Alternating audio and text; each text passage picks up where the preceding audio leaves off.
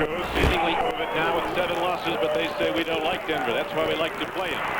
Here come the Broncos with the kickoff return. Larry Brunson comes out across the 10-yard line, gets it to about the 12. Now let's go to New York to NFL 80, where Bryant Gumbel's going to update us on the Jets. They're the New Orleans Saints on the first play from scrimmage. Dave Preston carries off tackle for the Broncos, gets the ball across the 15-yard line. Greg Morton starting at quarterback, but we could see Matt Robinson coming in early. Dave Preston and Jim Jensen are the runners for the Broncos. Rick Upchurch, their deep speed at one flank. Haven Mova is the veteran at the other, and Riley Odoms, who's playing way overweight and not right now in the great pleasure of his coaching staff, is aligned to the left side. Odoms has played himself right out of shape. He's trained up to about 255. He was one of the best tight ends in the league. Now they go straight ahead, and running with the ball is Jim Jensen.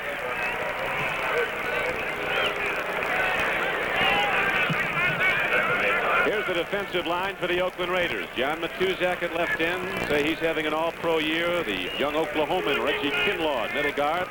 Dave Brownings at the right end. Ted Hendricks having one of his best seasons. The left outside linebacker. Matt Millen and Bob Nelson, the inside backers. Rod Martin is the other outside linebacker. Lester Hayes with 11 interceptions. He's caught more than a lot of wide receivers. Dwayne Osteen are the corners. Mike Davis and Burgess Owens are the safeties. It's first down and 10 now for the Broncos. They go right back to the run. And Preston, working hard, gets it across the 25-yard line, out close to the 28. Lester Hayes knocked him down. Don, you know, the last time these two teams played was less than a month ago. 9-3 ball game. Sometimes when you look back, having just played a team that you feel that you didn't play as well as you could against, and you see on the stats that you rushed for 90 yards but only ran the ball about 20 times, you say, hey, that's a little bit over a 4-point average. We better run the ball a little more than we did. We see Denver doing so real early. Their whole game is to pick up 5 yards on first down, put the other team in a trap, and they've done so on 2 series. And Oakland's been a tough team to run on. Their last 3 games are giving up way under 3 yards a rush on the average on a 2nd and 5 carry. Hendricks and Hayes come up. Make the tackle.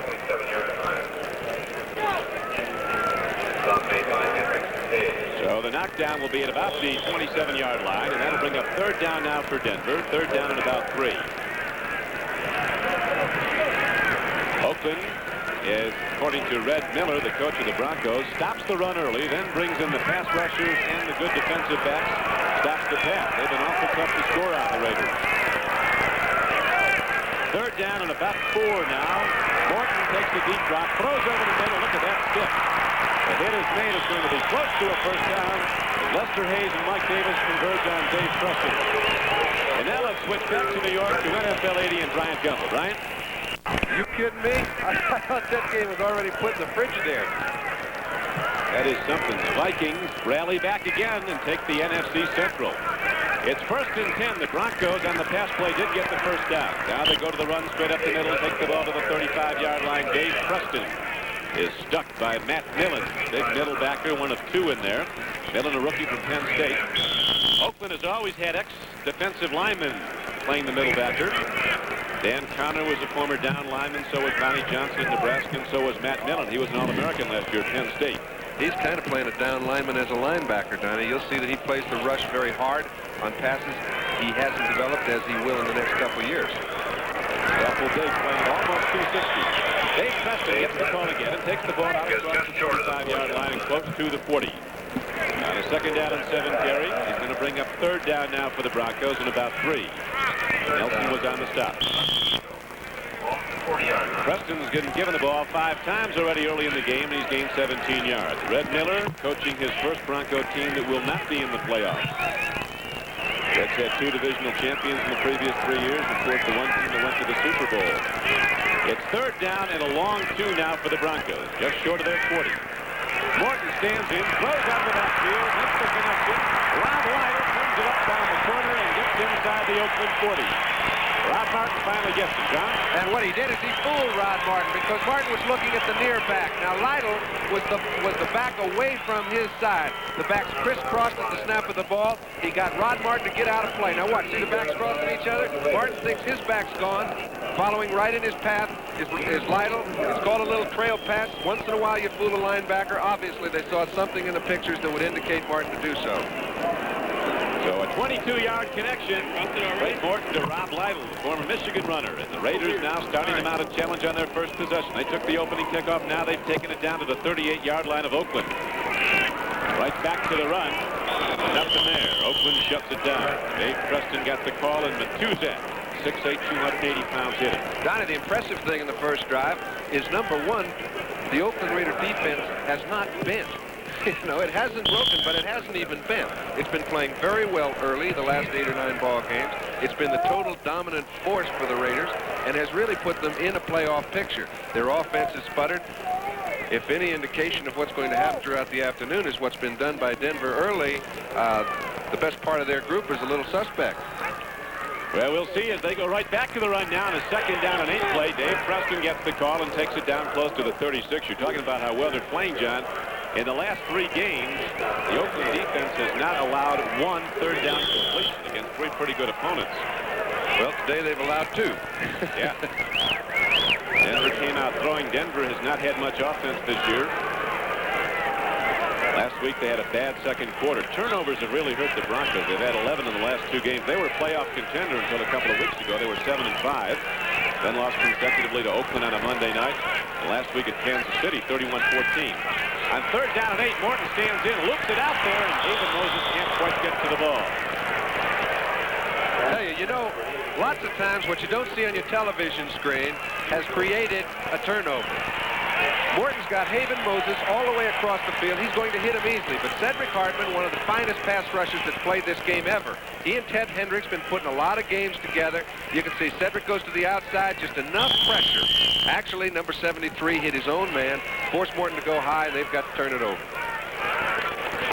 And now we have one of the really great long-range kickers in pro football, a former Oakland Raider, Fred Steinfort, out of Boston College, ready to attempt a long field goal. They're going to hold. Matt Robinson will at the 44-yard line. Oops, what's this? He's looking to throw. He's got him.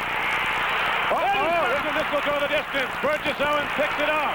It's a foot race, and Burgess Owens wins going away.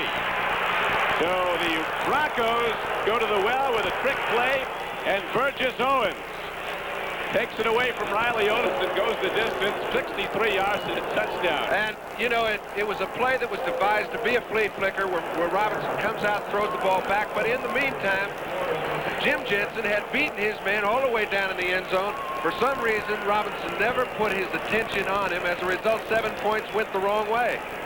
Okay, here comes Robinson. Jensen is going down the field. I don't know if he was looking for him, but he never found him. Going out to Riley Odoms.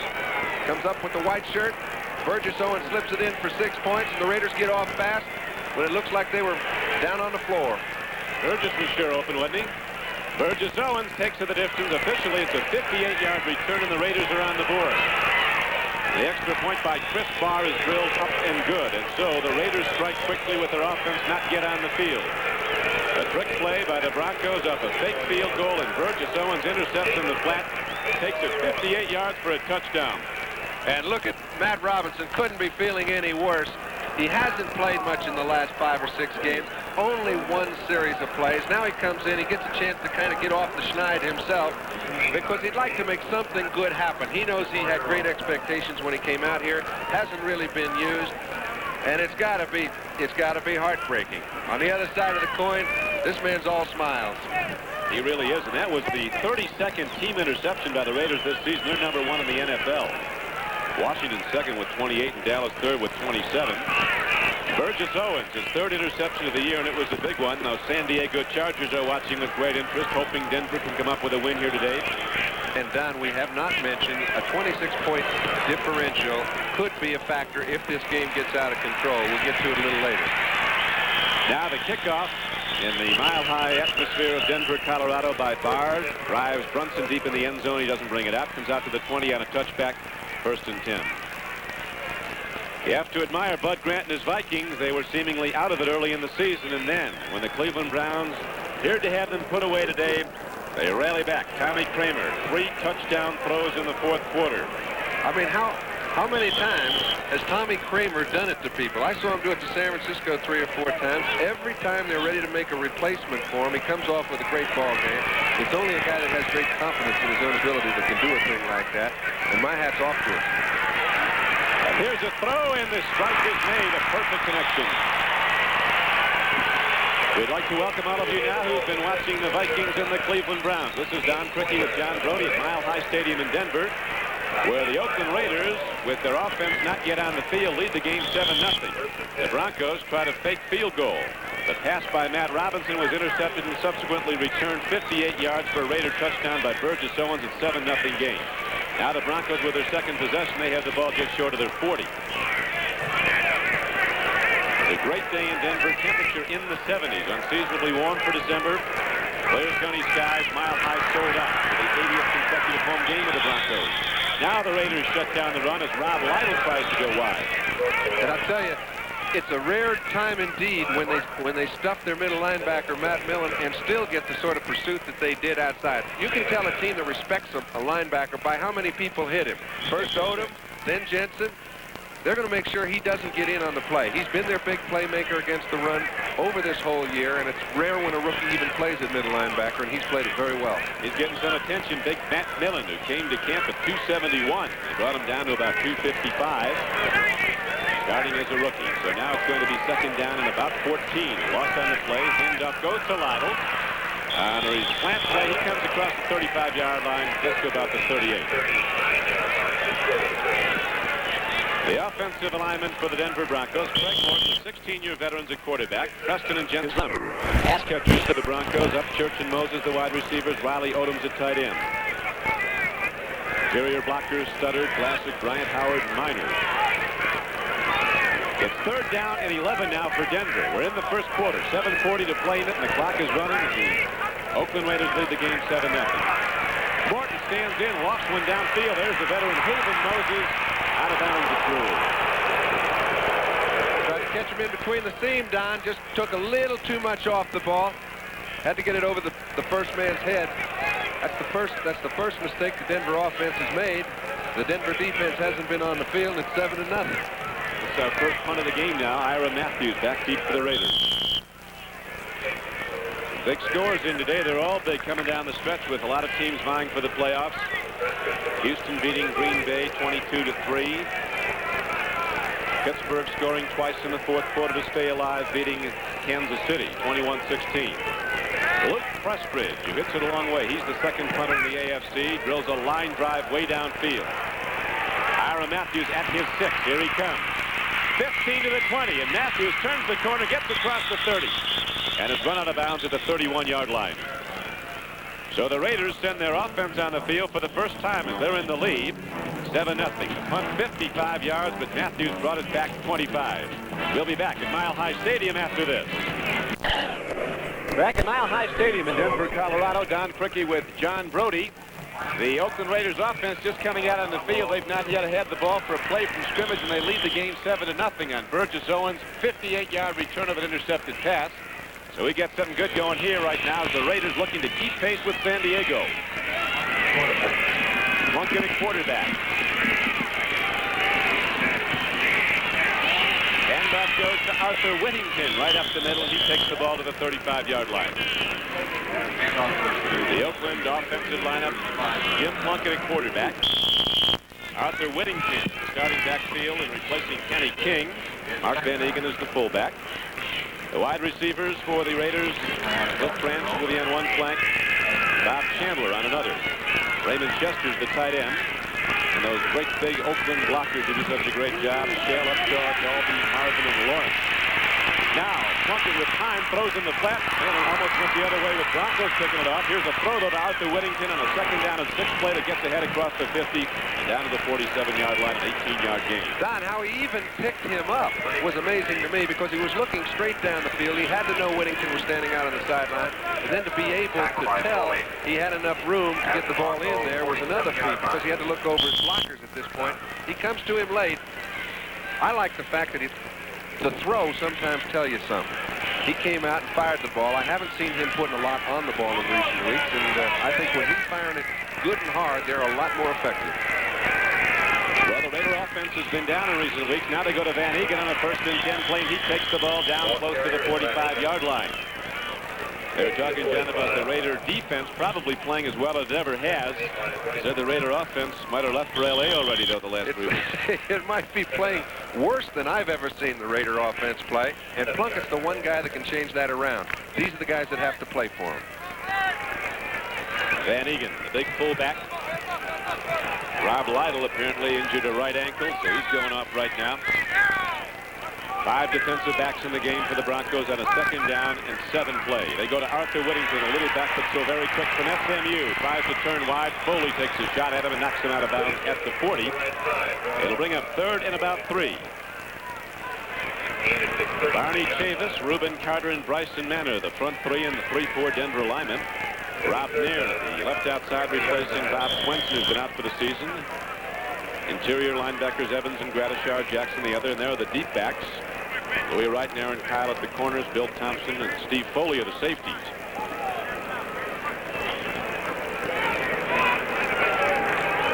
I don't think there's a healthy back in the whole stadium, let alone on either ball club. The Broncos have lost just about all of theirs at one time or other this season. Kenny King not playing today for Oakland. Here's a pitch back, trying to go wide with the ball. Kenny King comes in on that play and doesn't get very far. So he didn't start, but he did come in there, and Kenny King with the pitch back is knocked down by Foley, and it brings up 4th down, and Oakland's excellent punter comes out. They've got him all over the stadium. Bill Thompson, defensive back for Denver, said in an interview, "We're not going to go, they're not going to go. If there's anybody we want to knock out of this thing, it's Oakland."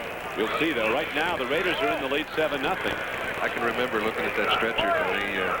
How Kilmer and I, when we came out on the field, the first thing we used to locate was the stretcher. We were playing the shotgun at the time, and we knew we better find it.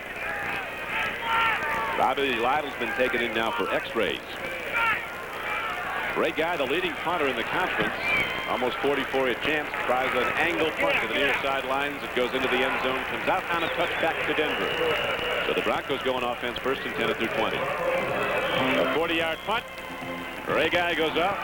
The Oakland defense comes back out. They've put the only points of this game on the board. At 7-0. Oakland will be back after this. They've had a pitching change here in Denver. Matt Robinson, who's 0 for 1 today. You remember that fake field goal that he threw out into the flat on a pass attempt that was returned by Burgess Owens for the game's only score, is now going from scrimmage. And he got received like every quarterback does. It's thrown an interception for a touchdown. First back through. Big back from Iowa. Jim Jensen takes it ahead across the 20, now close to the 24, as the Broncos continue to run right at the Raiders. Bob Nelson and Mike Davis were on the stop for Oakland. The thinking here, John, with making the move to Matt Robinson so early. Well, it was very definitely predetermined, Don, because Craig Morton was playing very well during the ball game, and he's played well over the past 6 or 7 weeks. Actually, he put them back into contention after they had worked themselves out of it. And there's another quarterback they might want to look at before the day's over or in the next ball game.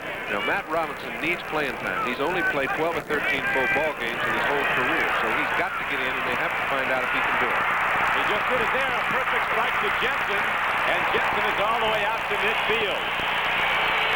A 28-yard throw and subsequent run for the first down brings the ball across the midfield line into the Denver, the Oakland side of the field. And the thing he has, people are looking for, if you're a coach, is how disciplined is his drop. Does he go back, plant, stay in there, and wait for somebody to come open? He did that perfectly on that play.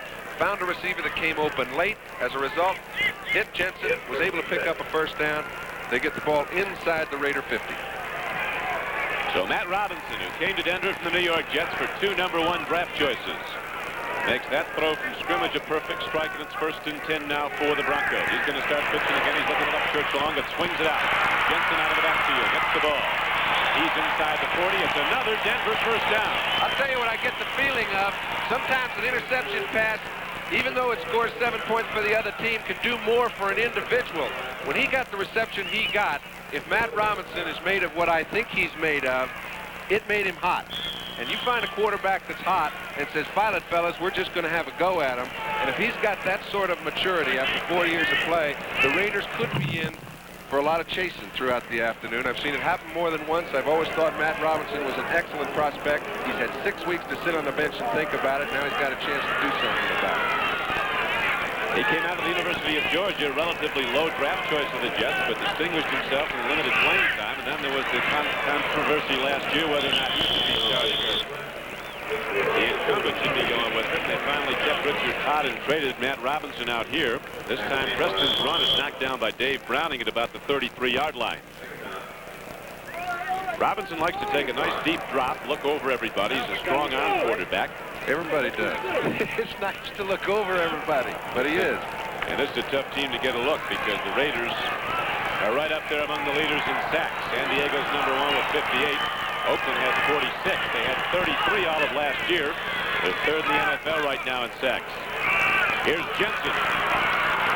Running hard. Browning finally runs him down, but he's inside the 30 on a 2nd down and 6 carry. Bob Nelson was also on the play. An indication down their offensive line is working very hard because that play looked like it was drawn out and stopped for very little gain. And yet they picked up 5.5 yards on the play. That means your offensive line is winning at the line of scrimmage. Denver has really been getting off the ball well. Stutter, Glassick, Brian Howard, Minor. Now they go with 2 tight ends, Odom's in and Ron Egloff. 3rd down and a yard for the Broncos. Ball at the 28-yard line of Oakland. 1:35 to play in the first quarter. It's 7-0 Oakland.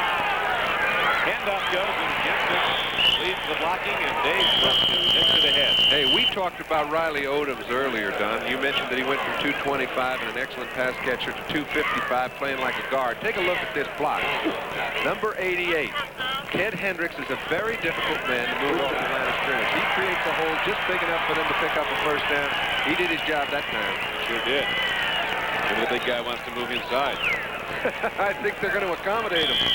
At 255, I can remember Ron Kramer, the fellow that played for the Green Bay Packers. They said he weighed 255, but I think it was closer to 275, and it didn't slow him down much.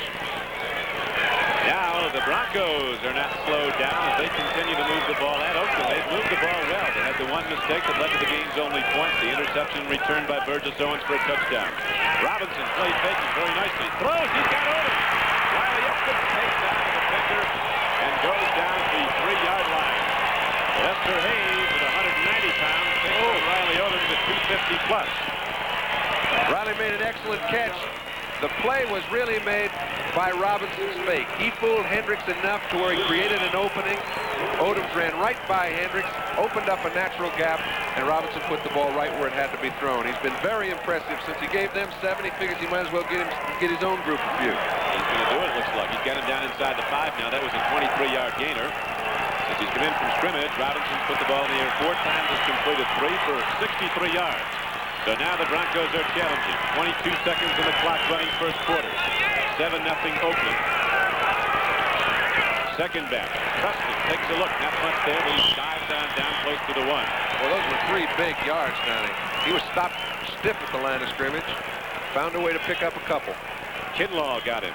Middle guard for the Raiders. Reggie Kinlaw in his 2nd year from Oklahoma. That's it for the first quarter. Gun sounds, and now some cheers start to cascade down from sold-out Mile High Stadium as the Broncos are moving the ball, and they're close to a touchdown. They'll be trying for it when we open the second quarter after this. With John Brody, this is Don Trickey back at Mile High Stadium in Denver, where the Oakland Raiders are holding to a 7-0 lead, but that could change quickly. You see the first quarter stats. The Raiders with not much running. Broncos with a lot of offense, but no points yet. They're close, though. They come out of the huddle. Ball is down inside the 2-yard line. They go to Preston, and he gets into the end zone standing up. So Dave Preston puts a touchdown on the board for Denver. Now he gets some guys swinging out there. Listen, this game, these people are geared. The oxygen level's very low up here at Mile High, but it's lower down there on the field for each individual player because of the importance of the ball game. And the impressiveness to me is the way 2 young offensive linemen have played during that entire drive. You've got Bishop on one side and Kelvin Clark on the other, a 2nd-year player out of Nebraska. They're pushing the Raider defense around, and Preston comes in. You see Riley Odoms, you see Claudia Minor, but the guard is Keith Bishop. He gets a little surge, and they get in the end zone. We're also taking a look at some new people. Keith Bishop at 1 guard for Paul Howard, who's out with the flu. And Kelvin Clark at left tackle, and that was about as good a drive as the Broncos have put up all year. 80 yards in 9 plays. Dave Preston on the payoff end, and Fred Steinfort with the point after. And so, on the opening play of the second quarter. The Broncos tie it up. It's 7-7 at Mile High Stadium. Thanks, Brian. Fred Steinform ready to kick off now as Matt Robinson shows something of what he's made of. After throwing that early interception on the fake field goal, he drives the Broncos down the field, ends up to Preston finally for the touchdown. It's tied. Now Ira Matthews on the kickoff return takes it across the 20. There's also a penalty marker down.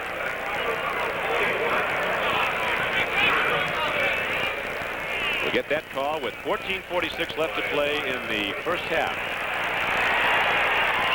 Dick Jorgensen, our referee, and a hold is called against the Raiders. They'll close out the regular season next Sunday at Giant Stadium in New Jersey against the New York Giants.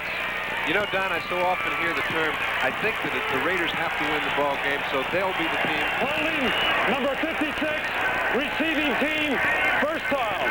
They'll be the team that's trying harder, therefore they'll be the team that wins. I found it to work just the opposite on several occasions. Sometimes you want to win so bad, you're not quite willing to take the chances you take to play this game effectively. And I can point back to ball games throughout the year that have been played in key situations. 10-7, Buffalo and L.A. last week. You see these guys 9-3 the last time they played. 6-0 Pittsburgh and Houston. I mean, you can see it all up and down the board. The Raiders are going to have to come after it and start firing the ball the way Plunkett did the first 3 games he got into the game. Well, he goes to Arthur Whittington on that first down play, and Whittington, taking the ball out from his 11-yard line, gets it out close to the 14. Number of plays, the Broncos have controlled the ball and the clock. Sure, but not the scoreboard. 6 plays, 7 points, and none of them by Oakland's offense. The Raider offense, unproductive in recent weeks. They like to go deep. Bob Chandler, wide receiver, set to the right. Cliff Branch, world-class sprinter from Colorado, is out in the left lane. And Plunkett likes to try to hit him. Won't be long. Here's a handoff again to Arthur Whittington. Raiders closed down quickly. Whittington didn't work with a lot of size, about 178. If he breaks that crust, he'll take it. Breaking that crust is a little tougher than design. Big people up front for Denver. Chavis, Carter, and Bryson Manor. Now Whittington comes out of the game. You know, I noticed that Whittington's coming out and Kenny King's going in third down situations, but King is coming on the field limping. It's one thing if you're going off the field limping, but if you're running back coming on it limping, you're really in trouble. He's had an ankle problem much of the year. Plunkett's only thrown once in the game. He's completed it for 18 yards. It's third down and 5. Plunkett with a deep drop. Rulon Jones almost got him. Now Plunkett runs with the ball. Does all right. And he picked up a first down with a nifty little move right there about the 20-yard line, Fartsy. He really had to put a move on because he had to get to the 21, and that's just where he got with that change of pace. Don, let's take a look. There has been some statements about Jim Plunkett's undisciplined drop. 5 yards, 10 yards, you name it. Something has to happen where you go by it back the same distance every time. You can see people are coming back at you. The surge was excellent. There was nowhere Plunkett could go that time. He had to take the course he took and picked up the first on his own. Plunkett's been quite a story, quite an odyssey out of Stanford. The Heisman Trophy year, the Maxwell Award back in '70, quarterback in the upset, the Rose Bowl of Ohio State. Now he eludes the pass rush again. He lets her rip, and he's got a man coming back at the ball, incomplete. The tight end Chester comes back at the ball. Jim Plunkett throwing hard. It's incomplete. Well, I'll tell you, they've been sacked a whole lot of times, more than I can ever remember a team being sacked. But you can take a look. When a man's coming from your blind side, that time Joe Rizzo, number 59, for Plunkett to be able to feel him and get away from him, get the ball back to the line of scrimmage is quite a play. So far, the comments that are made about Jim Plunkett not standing in the same spot where the offensive line feels secure with him around him doesn't come into play because they've been back there as quick as he has. He's moving well. Now it's going to be second down and 10 for the Raiders. They go to the run. Here's Kenny King turning the corner, bad ankle all. The Denver Broncos are giving away nothing. Tom Jackson, who's as fast as most of the wide receivers in this league, comes from the outside linebacker position. He really wants to beat the Raiders. We don't go, they don't go, says Jackson. Contrary to what the Raiders would like to do, Donnie, they're going to have to fire that ball up because when you have two running backs, both Whittington and King are hurt. All right? They don't feature the run that much when they're healthy. But when they're hurt, they better put the ball up. send 2 wide receivers out to the right. Chandler is wide. Branch is in the slot. And Chester, the tight end who can go deep, is on the left side. Here's Plunkett with a drop. Big rush. Stands in. Lets a rip long. Going for the ball is Raymond Chester. He has the football at the 40. And is down inside the 35-yard line. A perfect connection. Plunkett with the home run ball, and his tight end Raymond Chester is underneath it 47 yards downfield. Don, I've seen Jim Plunkett in 5 instrumental plays offensively. He's done the only thing that he could do from the position he stood. You can see he feels the pressure up front. It's getting pretty close to him, but he hangs in there, puts the ball in between 2 defenders, hits Raymond Chester on the dead run, and you know, we had a pretty good angle to see what Plunkett could see. He couldn't see squat down there. All right, here's Bob Chandler trying to get rid of Louis Wright unsuccessfully, but the man he did pick out was open, came up with the ball. It's taken 5. Need that up here. And now the Raiders get their first big play from the offense of this day. Game is tied 7-7. Plunkett taking a look again, wants some more of it. He's got a man open. Derek Ramsey, another tight end in the game, going for the football. Ramsey was wide open. Former quarterback at Kentucky, a tight end at Oakland. He had the defense put away. You got that straight, and Plunkett threw the ball straight over Ramsey's head. It's the toughest play in the world for both a quarterback to throw and a receiver to catch. If you can't find the ball, you can't accelerate to get it. And when you're looking straight back over your shoulder and the ball's coming right over the back of your head, to find it is tough. Red Miller and his Bronco defense been tough all season, although the offense hasn't put up a lot of points for them. Now it's 2nd down and 10 for the Raiders. In a tie game, 7-7, second quarter. Plunkett rolls out again. Throws and that's flag. They're flying in every direction here.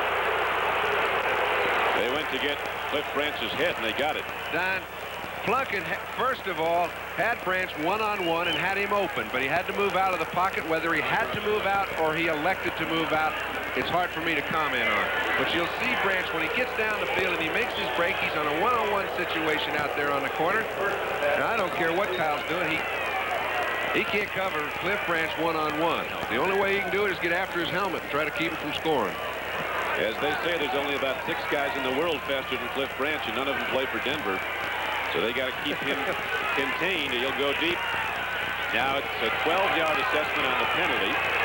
Here's Kenny King. He's got lots of moves left despite the bad wheel. And Kenny King on a first down carry comes down to the 18-yard line. He got 4. The middle guard, big Reuben Carter, made the knockdown. Hey, he'll be able to run the ball if his offensive line, that time Upshaw and Shell, move people out of there the way they did then. Upshaw and Shell have been doing it for a long time on the left side. Art Shell in his 13th year at left tackle, and Gene Upshaw in his 14th season at left guard. Nobody knows how big Art Shell is. They haven't weighed him in 10 years. Got to be 300 at least. He can move. Now it's 2nd down and 6. Plunkett, deep drop, throws on the run, and Chandler can't hang on to the fastball. He didn't drop many. Plunkett still got the gun. The important thing is Jim is firing it. I know people say, hey, you don't have to fire it that hard. There's nobody that can come up with the ball. But for Jim Plunkett, when he's firing the ball around the field, he comes up with a lot better percentage than when he's not. We were talking, John, about his odyssey from Stanford, the great years, the Heisman, the Maxwell, the victory over Ohio State in the Rose Bowl, the upset, then the #1 draft choice in the league, going to New England, the great first season with 19 touchdown passes, then the injuries, shoulder operation, 3 various knee operations, and finally he came to Oakland as a free agent. Now he's looking like the Jim Plunkett of old. He's trying to get to Ray Chester. He's got him out there, but Chester can't hold down at the back of the end zone. On a 3rd down and 6 play, Plunkett almost connects for the strike. The field goal unit is out. And that was a good enough throw, Don, to where a great catch by Raymond Chester, who's made many. I think this guy is great. When he's running away from the quarterback and the ball is thrown over his head, he's as fine at catching the ball with his arms outstretched as any player at tight end in this game. He'll bring down 7 or 8 out of 10 of those. That could easily have been a touchdown. It was a good throw by Plunkett. A very good throw, almost there. Now the field goal unit is out, and Chris Barr will try to break the tie with Bob Chandler holding. Barr's had some problems. He's been good in close, but he's 4 of 16 outside the 40. This will be a 36-yard attempt. There was a ground ball. I think there was a little problem on the hold there, Don. I think Bob Chandler's as dependable a holder as you'll find. That time, I do not think the ball was set down properly. I don't know if we'll be able to see it in the replay. Yeah. A hard hit ground ball. Only the holder and kicker know, pal, but let's see. We might be able to pick it out. Yep, you can see the ball went right down on the ground just before he made contact. Larry Cirillo, our producer today for NBC. Ted Nathanson, our director. The game is tied 7-7. And we'll come back when Denver has the ball right after this. We mentioned there might have been a problem between holder and Touch the ball just before Bart's foot gets to it. laying flat along the surface of the turf. Very difficult to get it up over the goalpost. Did not work. Denver takes over the ball, 1st and 10 at their 20. Upchurch is wide left. Raiders play those wide receivers tight. They bump and run with him. Robinson wants to put it up. He does. Guns the ball downfield. It's caught. Haven Moses, they were looking at Riley Odoms, the tight end. He couldn't get it. But Haven Moses was in a deeper pattern and makes the big reception for a first down to the 43. Yes, sir. Those are great patterns. If you don't hit one, get the other. I'm not sure whether he was throwing the ball to Odoms or whether he was waiting for Moses. I do know that Odoms had run out of the pattern all the way through. He actually tipped the ball, and Moses still came up with it. 3 years ago, that, of course, would have been illegal. Subsequent touches by offensive players, but now it goes. So Robinson, after throwing that early interception that Burgess Owens ran back for a touchdown off a fake field goal, is really throwing strikes. It's 1st and 10 out to the 43. Pitch back goes, and Preston, a slash, comes out across the 40 to the 44-yard line. Got only one. Kinlaw, the middle guard from Oklahoma, got him. Kinlaw wasn't drafted until the 12th round 2 years ago because he had a knee problem at Oklahoma. And he's been fine, and he's been about as good a middle guard as there is. He's not real big, about 240, but they can't block him. He's so quick. And, you know, a 12th draft choice is really up against it when he comes into a training camp because coaches are always waiting to find out what it is he couldn't do. All right, now in this case, they knew he had a bad limb, but they still wouldn't have picked him on the 1st round. You follow me? It's one of those deals that Oakland comes up with year in and year out. He just played super. He's right on the nose of the best offensive lineman the Denver Broncos have, center Bill Bryant. Robinson throws out of the backfield. Free ball, and Lester Hayes has his 12th interception. Lester's caught more than a lot of wide receivers. We've got a penalty down. It's in the area where it could be holding, but you never know. Raiders think it is. Number 54, offense.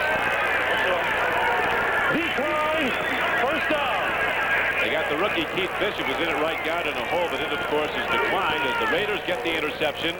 We'll watch again now as Lester Hayes gets number 12. He's the National Football League leader. And let's watch number 54. Bishop got a piece of Matusak. I'd say rather than let him get your quarterbacks, I'll take the hold. Yeah. Well, Lester Hayes with 12 interceptions, and 3 of previous interceptions were called back because of penalties. That's how good he's been. We'll be back.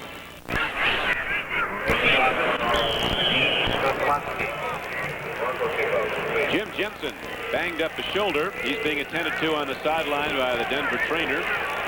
While he is, the Oakland offense is on the field. They have the ball after the interception by Lester Hayes at the 47-yard line of Denver. Game is tied 7-all. Plunkett throws, has a man open. Chester makes the reception, gets down to the 40, a gain of 8. And there's an instance where a wide receiver who's not really in the pattern, that time Cliff Branch, made the play possible. I'll show you why. He's here now. You see Kyle coming up. If he takes an inside release, he runs Kyle right into the area where the ball was thrown. He wisely takes the outside release. Kyle has to relate, go on inside, but it's after the ball is completed. Aaron Kyle's the former Dallas Cowboy from Wyoming. Gained free agent status this year. And moves into the right cornerback position for Denver. Here's a handoff. Van Egan, that big fullback from Colgate, has been the Raiders' leading rusher 3 previous seasons. Takes it down inside the 35-yard line for a first down. The scores rolling in from the east, many of them final now. The New England Patriots still alive, a game behind Buffalo in the AFC East. Ferguson, the Buffalo quarterback, went out with an ankle injury. Tommy Kramer with 3 fourth-quarter touchdown passes pitches the Vikings over the Browns. NFC Central lead. Houston beating Green Bay 22-3, and Pittsburgh rallying with 2 fourth-quarter touchdowns to beat Kansas City. Staying alive. Staying alive is this. They'll next go to San Diego, the Steelers. Here on a first down carry, they go right back. And the fullback Van Egan takes it ahead inside the 30. Philadelphia gets back on track after losing its previous 2 games. Defeats St. Louis 17-3 at Veterans Stadium. Atlanta wins the first divisional championship in the history of the franchise, routing San Francisco 35-10. And they didn't just eke in either. No, sir. They're probably the best team in the game right at this given day. Well, the New York Times football computer, which puts everything into it, as New Orleans winning its first game, ranks Atlanta as #1. Out of the backfield comes Van Egan. The throw from Plunkett's a little low. Incomplete. At a 2nd and 5 play, it'll be 3rd down and 5. We got something going at Soldier Field in Chicago in the 4th quarter. The Bengals and the Bears tied at 14. Cleveland has to go to Cincinnati next Sunday. It won't be easy. Donnie, and meanwhile, here at Mile High Stadium, we just saw an illustration of poor communication between quarterback and receiver. It's one of those things that happens when the guy's so wide open, he forgets to continue with his pattern, and he stops just as Plunkett let go of the ball, and a simple little completion, a big first down, turns into a 3rd and 5. And he'll probably be thrown again. Here goes Plunkett taking the deep drop on 3rd and 5, stands in, gets it away, and did well to do that. Coming on a linebacker blitz was Nairn, number 58. Got to Jim Plunkett just as he was releasing the ball. Now the field goal unit comes back out, hoping for better things. He beat some real bad field goal attempts today. You remember the first one of the day? A fake. Robinson throws, Burgess Owens intercepts.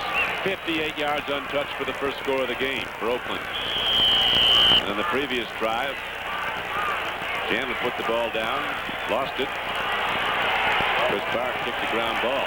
Your holder's a very important part of the team, and he's been one of the best holders in this game for a long time. That Rocky Mountain Thunder starting up as Chris Barr is into the ball and drills it right through. A 44-yard attempt, and Barr is right there, and he breaks the tie with 5:55 left to play in the first half. The Oakland Raiders take the lead at 10-7. Got to him old enough. Looking out from the sideline here, Brian. It's tough. That guy package. Right now, Chris Barr, who just hit the 44-yard field goal, kicks off. You see it from the ground level as the receiver sees it. It's taken by Larry Brunson. He won't bring it out. It's out to the 20 with 5:50 to play in the first half, and the Raiders now in the lead 10-7. Mile High Stadium sold out again on an unseasonably warm day in Denver. Temperature in the low 70s. Coach Miller, in his 4th season, disappointed his team will not be going to the playoffs. The Raiders right now in the lead in this game, 10-7, looking to keep pace with San Diego. Raiders need a win to stay atop the division and a tie with San Diego. Matt Robinson has thrown 6 passes. Not one's hit the ground, 4 completed, 2 intercepted. Got a problem here. Throws it out to Preston. Incomplete. It'll be 2nd down and 10. Now let's go back to New York to NFL 80 and Brian Gumbel. Brian? Well, the Denver Broncos break the huddle now. 2nd down and 10. The Broncos with turnover problems in the recent weeks. They've turned the ball over now 13 times in the last 3 games, including this one. We have 5:54 to play in the first half on 2nd down and 10. The give is up the middle. Preston carries across the 20 and gets to about the 22. The Raiders in the last 3 games are allowing the opposition on the average only 2.6 yards a rush. Then they've been intercepting more than any team in the NFL when they force them to throw. On that play, John Matuzak and Reggie Kinlaw were on the stop. You know, Don, talking to Charlie Sumner, who is their defensive coordinator, his statement is that the simpler I keep it, the better these guys play. And Cedric Hardman is one who has given Charlie all the credit. He played in San Francisco for a number of years, and he said, hey, there is no doubt in any of our defensive players' minds as to what we're supposed to do because the assignments are so simple. Well, they have the pass rushing group in there now on 3rd and 7, and something about that look doesn't please Matt Robinson. While we have a break in the action, let's go back to New York and Brian Gumbel. Okay, 5 minutes to play here at Mile High Stadium. First half, Broncos are trailing in the game 10-7, and they have the ball at their 18-yard line. It'll bring up 3rd down and 12 as the Raiders put in their pass rushers. Cedric Hardman at right end, Dave Browning at right tackle, John Matuzak moves into tackle, and Joe Campbell, a former #1 in New Orleans who joined the Raiders this season, in at left end. They got those linebackers, and here they come. Here comes Hendricks. They pick him up. Not for long. Free ball. Looks like the Raiders might have it. No, Broncos got it back. But they'll have to kick it away, and the Raiders should come out of this with good field position. Kendricks coming on a blitz, jumped right over the guy blocking him. Well, what he does is he tries to work on a mismatch. He tries to work it so that he's running against the back. That time he was able to do so. They give him a lot of leeway. They let him take whatever hold he sees fit to take. You can see when he gets back there, he just went right around the left guard. Or the center, that's Bill Bryan, who's been having a fine year, but he didn't have a fine play. A lot of Raiders sneaking around the quarterback there. Ira Matthews is back deep. Luke Prestridge ready to punt from his end zone. Raiders put on the big rush, and Prestridge unloads. Drives Ira Matthews back to his 34. Here he comes. And Matthews darts ahead, gets across the 45, Oakland out to the 47-yard line. So, a 57-yard punt by Luke Prestridge and a 12-yard return, and the Raiders are set to go back on offense with a 3-point lead. Rod Lytle back on the playing field. That's good to see. He was taken off for a check of a bad ankle, and Dan Pastorini back in mobile. He went out with a real serious injury early in the year, fractured a leg. And he says he's back and he's ready to play, and you can tell by his expression he's not too happy about not being involved. He's one guy that likes to be in the middle of things, and for the first time in his life, he's not.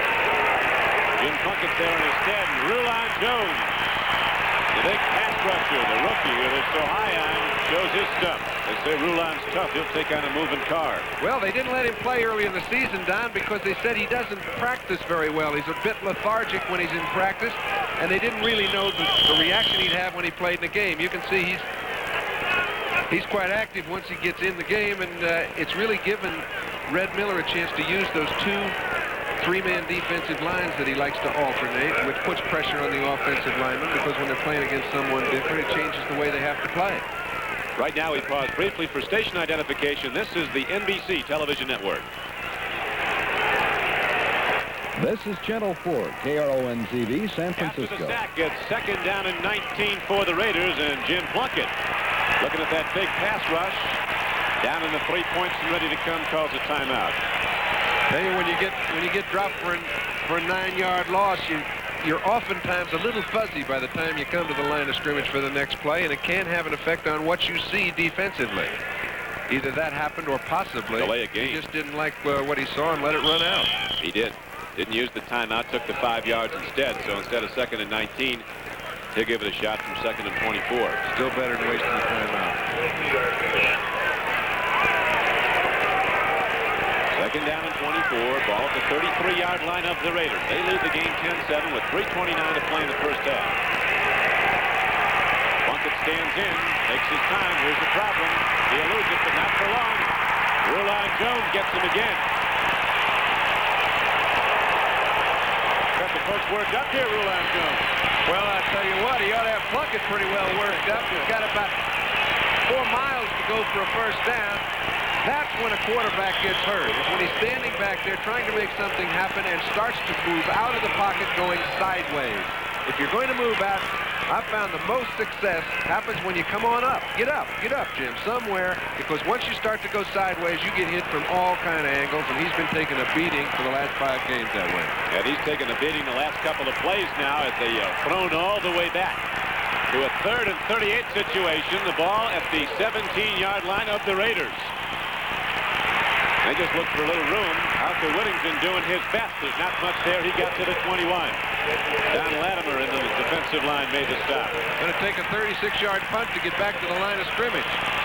Boy, isn't that the truth. So Ray Guy will come in now to hit it as far as he can. As big as Rulon Jones from Utah State, a rookie. Really got after it. 2 sacks. That sequence to down. This is Ray Guy, second punt of the day. His first was for 40 yards. He was angling for the sideline. Now he's going to try to unload. Great average. Best in the American Conference, second best in the NFL. Dave Jennings of the Giants.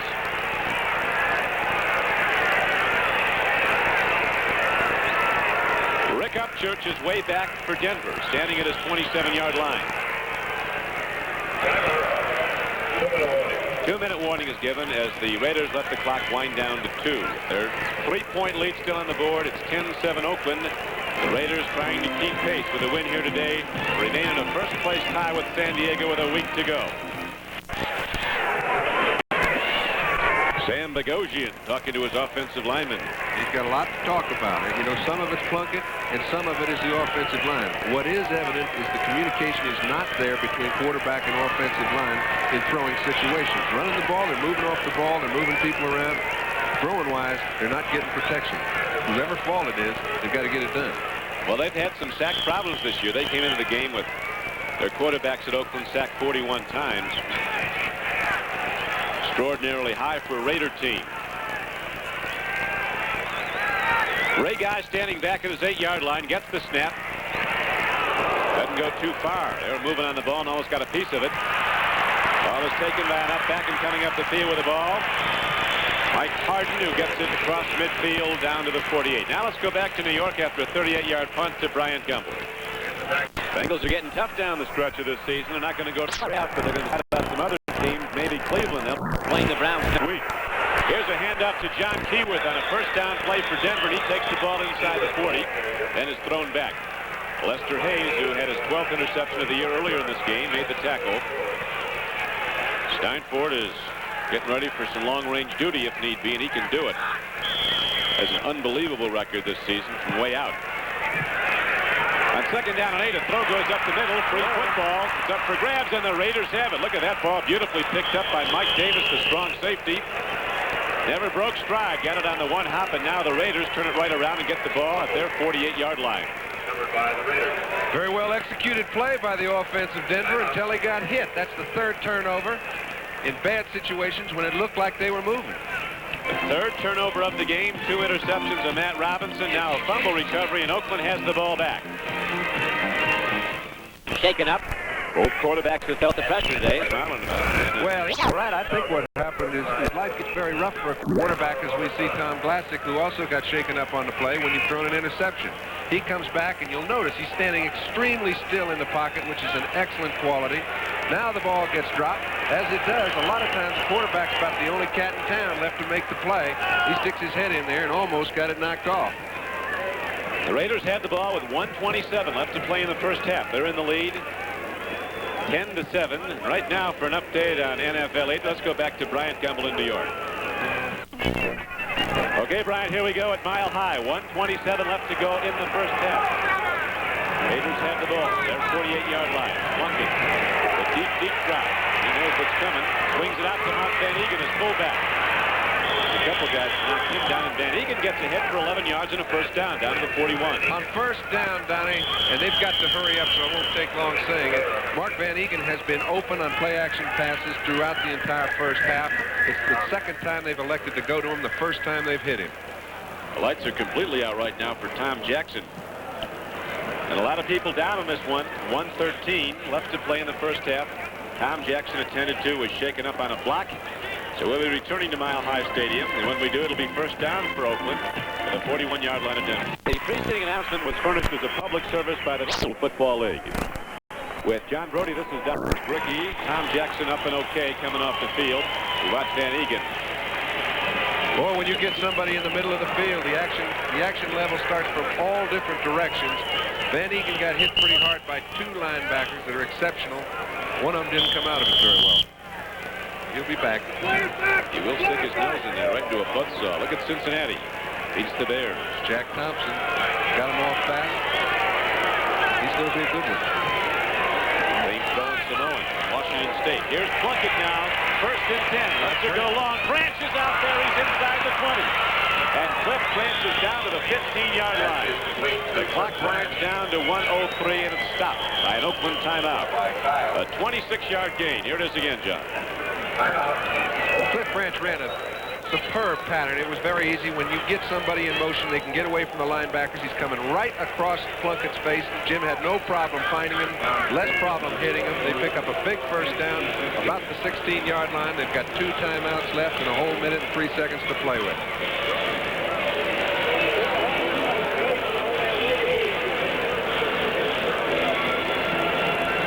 welcome those of you who just watched the Bengals upset the Bears at Chicago. This is Don Criqui with John Brody, Mile High Stadium, Denver, Colorado, where the Oakland Raiders, fighting to stay atop in a tie with San Diego in the AFC West, are up 10-7 and driving right now. They have the ball after a fumble recovery at the 16-yard line of the Broncos. And the impressive thing to me as we look at Jim Plunkett is the attack, the strategy of the attack. They have thrown the ball. They have been a lot more creative than in the past 4 or 5 weeks. Plunkett has thrown the ball well when he's had time. A couple times it's been a little skitterish between offensive line blocking and his time to throw, and he's missed a couple receivers, but they are firing the ball around. So the Raiders, with not a lot of time left, 1:03 left to go, are challenging again and again. They send their 2 wide receivers out wide to the right, Chandler and Branch. Reception for 26 yards a moment ago by Branch was his first of the day. Plunkett on first down from the 16, he's going to run the ball. He's got some room. He had room to go a lot farther, it looked like. Well, it looks like there's more room than there actually is if he did commit to run, but I believe he had enough room, as you said, Don, to slide it down there within 7 or 8 yards of the goal line. But when you get your attention on a receiver, it's hard to take it off. Next Saturday, start your day with NFL 80 and host Brian Gumbo, bringing you all the inside news on the climactic final weekend of the regular season, plus a special feature on the sounds of football. Then stay tuned for a unique treatment of the game between the New York Jets and the Miami Dolphins from the Orange Bowl. Immediately following, it's college basketball as the Indiana Hoosiers meet the North Carolina Tar Heels. All here on NBC Sports next Saturday. On 2nd and 10, Plunkett takes a look, swings it out. Raymond Chester has the ball, but the defense is right with him. Aaron Kyle, right side corner, makes the knockdown at the 11. It'll bring up 3rd down and 6. And the Raiders call a timeout. Good pass protection on that play. Crossing pattern takes a lot of time to develop, even though it was thrown for 4 or 5 yards. Chester had to come all the way from his left side, about 15, 18 yards in order to make the reception, and that takes time. That trip, he got it. John, you know Jim Plunkett very well. Both fellow Stanford men, quarterbacks there. You know what he's gone through, the long road back after the injuries, ultimately coming to Oakland as a free agent. How's he handled it all mentally? I think, you know, if I've ever had, you know, when he got traded from New England, Don, he got traded for a couple firsts and a couple seconds. Yep. It wasn't like getting rid of somebody that couldn't play. He got let go from San Francisco in what I think was a wrong move. And since he's been in Oakland, he's steadily come back. Now, he's been in a slump for the last 4 or 5 weeks, and I think sometimes it's hard for Jim to come out of slumps because he introverts. I know how I was. If things were going bad, I'd shake him up. I might start pointing fingers. And he just will not do that. He will not do that. He will not blame anybody else. He takes it all on himself, and I think sometimes it creates more problems. I find today that from where I'm looking, his attitude is one, hey, I'm going to go out and fire the ball, and we're going to see what happens. And I think it's very encouraging if you're a Jim Plunkett fan. Well, he's quite a guy. He grew up in San Jose, California. His mother's blind. His father's partially blind. Helped work his way through high school, working every day in a grocery store before and after school. Rose to the heights in the 70s. Here's the throw for a touchdown in the end zone to Bob Chandler. They're going to give it to him. His feet looked in. They've got to give it to him. He caught the ball. Do. What? Now the hands go up. A slight delay, but the hands are up. Well, nobody touched him. Nobody ever made the play on him. All he had to do was kind of roll over, but nobody made the sign because they felt the ball was on the 1-yard line, Donnie. Finally, he just kind of sauntered in. Let's go back. We mentioned Plunkett's been throwing the ball and firing it. Now, this ball is fired. You have to do it when you're in traffic. Chandler catches it. His feet are in. The rule stipulates that the ball has to be in. His feet were in and the ball wasn't. He finally does amble over. They've got 6 points. Fisher right there waiting for him to ease on over the line, which Chandler did. So the Raiders now move out in front 16-7, and those San Diego Chargers are throwing things to their TV. Here's the extra point, up and good by Chris Barr. So with 40 seconds left to play in the first half, the Raiders move out in front by a commanding 10-point margin, 17-7. We've seen a lot of turnovers, a lot of big plays in this game, with every reason to expect more. And the Broncos are going to be pitching right down to the final gun, trying to knock out the Oakland Raiders. When you talk about a man beating another man one-on-one, a great receiver should always beat a great defensive back if he's in that situation. It was a perfect illustration. Chandler made that touchdown on Louis Wright. Very few guys have on their wall, I beat Louis Wright. Chandler's been a great one. He's never really gotten the credit he deserves over a 3-year period at Buffalo, caught 220 passes. Led all the receivers in the National Football League. An MVP in the Rose Bowl for Southern California. 2-time captain of Southern California. And he's an attorney. And he's an involved guy. I think that means a lot to a football team, and I think they've acquired 4 or 5 involved people. Cedric Hardman, Bob Chandler. These guys, they come with the group. They'll take them all at Oakland if they can play football. They've got a ton of them. A few Pirates in there, but they all can play. And here's the kickoff now into the end zone, and Brunson thinks about it and says no. So, of course, the clock does not start in the last 2 minutes until the ball is touched in play, and 40 seconds remain with which the Denver Broncos can work. Thursday at 8 o'clock Eastern time, it's games people play with the finals of the 3-ton tug-of-war, where you'll see the New Orleans Firemen battle the Steel Workers from Pittsburgh. Then a fun look at the world's shortest pro basketball team, led by Billy Barty. He comes in at about 4'1". And an inspiring visit with marathoner Peter Stredwick, plus much, much more. Games people play Thursday night at 8 here on NBC. Well, Matt Robinson, excuse me, John. no, that's all right. Ready to pitch. There it is. Preston gets it ahead for 8 yards. Clock's down to 33 seconds of running. Nelson drilled it once again. Go ahead and throw it, Matt, but get it down the field a little farther. All 17 Oakland points have been the direct result of Denver turnovers. Swings out of the backfield, goes to Big John Stewart across the 30, looking for the sideline, hoping for help from the 12th man. He didn't find it. 14 seconds. Mike Davis knocked him down. Inbounds, and the clock is down to 14, and the Broncos now stop it. Well, they're trying to get some sort of a miracle play that can get them into field goal position. They've got, I'd say, a good 45 yards to go to put Steinford in position to kick a field goal, but maybe he will. Jim Plunkett, of course, was a great Rose Bowl player in January of '71. He quarterbacked an upset of Stanford over Ohio State. This year, it is Washington versus Michigan in the Rose Bowl New Year's Day of '81. Starting December 26th, though, NBC is going to bowl you over. First, it's the Fiesta Bowl, with Ohio State taking on Penn State. And on New Year's Day, 3 of the top 5 teams in the country will battle on NBC. John will be down at the Orange Bowl, New Year's Day night at 8 o'clock. Bobby Bowden and his Florida State Seminoles go against Barry Switzer and the Boomer Sooners from Oklahoma. And the impressive thing about Florida State is they lost their #1 lineman in Ron Simmons, and they're still right up there with a chance to be #1 in the country. So too possibly is Oklahoma, the national championship quite possibly on the line. On December 26th, to lead off all the bowls on NBC, it's the Fiesta Bowl, Penn State and Ohio State. A good one from Tempe, Arizona.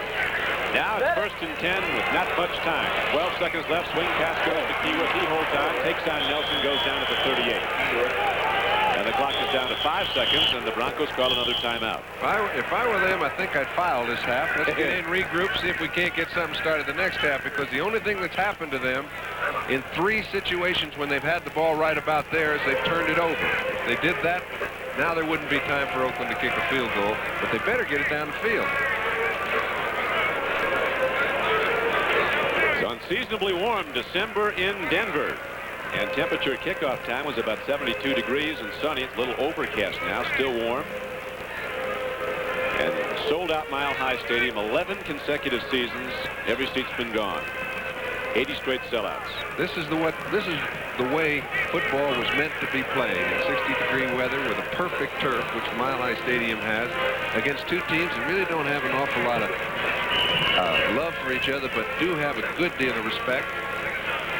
Do you think the Mile High altitude has much effect on a visiting team? I think if you're here a day or two, you can get acclimated to it, but I do know that it has an effect on the ball. The ball will travel farther up here, even though it's a couple yards. That's a big difference if you're trying to catch it. You bet. Steinford's not doing too poorly up here. Robinson stands in, a home run ball to end the half. Steve Watson is going for the ball. Burgess Owens almost had his second. Hey, bump me, pal. I lost my second of the day. So the first half ends, and the Oakland Raiders are out in front 17-7, capitalizing on 3 Denver turnovers, turning them all into points. We'll be back with an update on this 15th. Have a few more yards passing. They've had a few turnovers that have really left things rather in the dark for them. I think that's the indicator as to why it's 17-7. The ball game has been played on very even terms. And I think Denver's showing a little more offense than they have in the past few weeks. Right now, Steinfort is ready to kick off for the Denver Broncos. Back deep for the Oakland Raiders. Ira Matthews is way back. And here's the kick spinning down. And it comes down to Arthur Whittington back there with him. And now, turn, here's the penalty marker down. The ball is taken all the way down the field by Keith Moody and gets it across midfield down inside the 35-yard line. Run out at the 32, but it's going to all come back as there's 2 clip penalties down against the Oakland Raiders. Keith Moody, a recent acquisition, cut by the Buffalo Bills, coming to Oakland. And there's the clip signal, so the Raiders with a great return bring it back. That was an interesting point, John, because the way it'll break down, if San Diego and Oakland should finish with identical records, conceivably they could both end it up at 11-4, or 10 and 11-5. It would be the point differential, the things that they did in the division and in the conference. Clipping, number 88, receiving team. First down. Don, you know, so often you'll see a clip on a kickoff that really doesn't have much to do with the play. That one cleared the way for Moody to make his long gain. It would have been the biggest gain he's made since being in Oakland. However, it all went for naught. So the Raiders, after the big return by Moody, now start out in a hole. They're at their 10-yard line, 1st and 10. Plunkett's at quarterback. Cliff Branch goes out wide right. There are 2 tight ends in the game, but they're going to try to power the ball out, get some room to operate. They go to Van Egan. Is across the 10 to the 13-yard line. Early in the ball game, we showed Matt Millen at middle linebacker and what respect the Broncos had for him offensively. They were getting people on him. We haven't seen much of Randy Gradishar. He's got to be one of the, if not the, premier middle linebackers in this game. You can see the respect that Oakland has for him. They are not going to let him cruise along the line of scrimmage and pick the holes that they're trying to run in. They're going to get somebody on him. They've kept him off the line of scrimmage all day long. Now Branch, who was playing about 7 yards out in the last play, comes out all the way to the near sideline, at the lower portion of your screen. On 2nd down and 7, they go back to the run. There's not much there in the heart of the Denver defense. Van Egan's ahead across the 15-yard line to the 17. Trying to bring up 3rd down and about 3 as we're early in the 3rd quarter with the Raiders in the lead 17-7. They took an early lead in the game. A 58-yard interception and return by Burgess Owens. There is Al Davis. I think he's got enough problems going on all at one time. Tell you, he finds a way to get out of them. Says he's thinking football only, getting this Raider team in the playoffs. Here's a fake and a handoff, and Whittington runs with the ball. Denver's stacking up the run now, a 3rd and short carry. Oakland didn't get there, so the Raiders will have to punt the ball to Denver. White Harden dropping back deep as an up back. Rick Upchurch is the deep receiver for the Oakland Raiders. 13-13 to play in the 3rd quarter as Ray Guy comes out in the field from Southern Mississippi. One of the few punters ever drafted in the 1st round of the National Football League. He's a Major League Baseball prospect. Could have played shortstop, they said, in the Major League. He can also play wide receiver if ever need be. And he's punting the ball to a man that if he happens to get it cleanly, there are very few special teams that can catch him. That is number 80 on the Broncos, Rick Upchurch. Guy unloads way downfield, drifting back to the 23-yard line as Upchurch. He's got some room, then the Raiders close the wall. Knockdowns made at the 33-yard line. But Ray Guy hit it 59 yards from the line of scrimmage. He was back 15 when he delivered the ball. So at 12:35 left to play in the 3rd quarter, the Broncos go on offense for the first time in the 2nd half. Well, a walking wounded for the Denver Broncos here at Mile High today. Matt Robinson's out for the 2nd half with a concussion. This is Rick Upchurch, who went out in the punt return. And remember, Don, he is the one punt returner in the history of this game. In only 5 years, he broke Emlyn Tunnell's record that took 14 years to build. 3 things are necessary: a good defense, great ability, and fortunate to stay healthy. And it looks as if he's going to be out for the rest of the afternoon. We couldn't see what happened. When a lot of people get a hold, something's got to go. It's an injury to Rick's right arm. Jim Jensen, the runner, won't be back. Matt Robinson out of the game. Greg Morton starting the 2nd half, goes right to Riley Odom as a tight end. He's a full load when he gets the head of steam going, and he's out to the 50. A 16-yard gain on the play and a 1st down for the Broncos. Out to midfield, Burgess Owens. The Raiders' free safety made the knockdown. Both teams have been effective on first downs with play action passes to their tight end and their backs. Now, Craig Morton's had an opportunity to observe throughout the first half. He's back in the ball game because Matt Robinson has a concussion. As we're looking at Rick Upchurch, that stickum on his hand, but the pain is in his arm. Lower forearm. So now it is 1st and 10 for the Broncos. Morton play faking, looks long, swings it out. Ball is caught by the veteran Haven Moses. It's another Bronco first down. Before he is unceremoniously pounded to the turf, the official comes in and blows the whistle. 13-yard gain, though. By a 13-year veteran, I think he probably runs patterns about as well as anybody in the game. Now, when you see a receiver that can keep going year after year after year and play with the effect that he's played all those years when Denver wasn't doing so well. He was in Buffalo for 6 or 7 years early, was effective there, came out to Denver, and has had a good year every year he's been here. He really has. He's been a great player. Just being around as long as he has. Out of San Diego State, a former #1 draft choice of the Bills, a big contributor in the Broncos' success the Super Bowl year when they went to the Super Bowl. Now the throw to the end zone. Steve Watson, a lanky, lithe, wide receiver who came in as a free agent from Temple. They say he can catch anything if it's near him. He almost had that one. Well, he made a play on the ball that you can barely understand how he kept his attention on it, because it was over his left shoulder. He had his head turned over his right shoulder and still got both hands on the ball. I think it was only the fall that jarred it loose.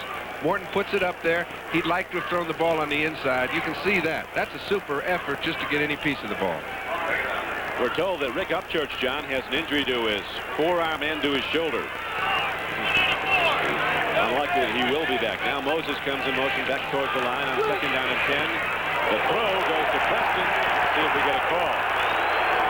They ruled that Miller was right on time in his coverage. Well, I'm sure they're yelling, and if I was at home and could get the adrenaline of the fans moving, I'd be yelling too, because they've got to do something to pump this game up from an offensive standpoint. But Millen made a perfect play, and I think that ball was already past Preston when Millen made contact. We'll take a look. Okay, he's trying to get to Preston. The ball is passed. Now Millen hits him. That's a good call. A good call it is, so it brings up 3rd down and 10 as the ball is down to the 37-yard line of Oakland. Raiders are in the lead. 17-7. 10:58 to play in the 3rd quarter. Craig Morton at quarterback. The Broncos with the ball. 3rd down and 10. Here it comes. Penalty markers go down, and the play is nullified on the whistle. The penalty before the snap. The wily old codger pulled him offside instead of going on one. Start on the center. Oh, wrong. That's why they were offside. Ryan might be wily. He's not too much of a codger, only in his 4th year. He's had a big season. That one, number 7 is a bit wily. But number 64, Bill Bryan, having a fine year. Cost him 5. Morton's been at the game a long time. 9.5 seasons with Dallas and in New York for 3.5. Now in his 16th year in pro football. Out of Cal at Berkeley, a #1 draft choice of the Dallas Cowboys. He came out off a 260-yard game last week throwing the ball, completed 20 against Kansas City. But wasn't enough. Here's the ball slapped up in the air, and Matuzak took a look at it. And they ought to give him a big credit for that play, because Watson was coming right underneath the flow. There was nobody in his area. Morton was going to him, and it would have been a big gainer. Big John goes off. All right, we'll take a look. He's playing the slot. Steve Watson comes out, lets his receivers go downfield, cuts underneath. There is nobody in the area. The ball got blocked. As a result, nothing. Matuzak, who slapped it down, he is one of the 2 free agents that Oakland has acquired, who originally were the #1 picks in the entire NFL draft. Jim Plunkett's the other. Back in '73, Matuzak went to Houston as the very first player picked. Prestridge punts the ball into the end zone. With 10:44 left to play in the 3rd quarter, it comes out to the 20. And the Raiders looking to score as many points as they can because of the tiebreaker formula and their competition with San Diego going offense again. Pittsburgh or Houston in the playoffs if their offense is in gear. That's right. The offense is right in gear. Denver's defense has had a lot to do with that. The 17 points that the Raiders have on the board, a direct result of 3 Denver turnovers. And Oakland's defense had a lot to do with that. People around the Raider organization say this might be the best any Raider defense has played ever. Way we've gone in recent weeks. And you can't win without one. But you have to have some offense. And in the first half, they showed me that it looked like they were starting to throw the ball around the infield a little bit. I'd like to see it in this half. As we were mentioning earlier, there was talk that Al Davis sent his offense to L.A. early. But Plunkett's going to try to go deep before long. He wants as much as he can get. Here's a handoff to Van Egan, and he gets the ball across the 20 out close to the 23-yard line. Like when the L.A. Rams are going to move from the Coliseum to Anaheim. Somebody wrote that they'll never make it. They'll get to Buena Park and have to punt. All right, we're looking at Charlie Sumner, who the ball players all credit with putting together a very simple, effective, and in my consideration, an awesome defense. Charlie Sumner's known a lot about this game for a long time. He played strong safety with the old Chicago Bears. And I found him wrapped around my shoulders on several occasions. It wasn't Larry Wilson who started the safety blitz. It was Charlie Sumner. Right now, we have Jim Plunkett taking a deep drop on 3rd down and 6. Throws, makes the connection to Van Egan. Nice play by Mark. It really was. He's made a lot of them over the years. Van Egan in his 7th year from Colgate. The #2 all-time Oakland rusher, so dependable, has 651 yards rushing coming into this game today. Been slowed a little bit by a leg muscle pull. Had some 1,000-yard seasons for the Raiders. He's always, as you mentioned, dependable. Reliable, catches the ball, and he blocks.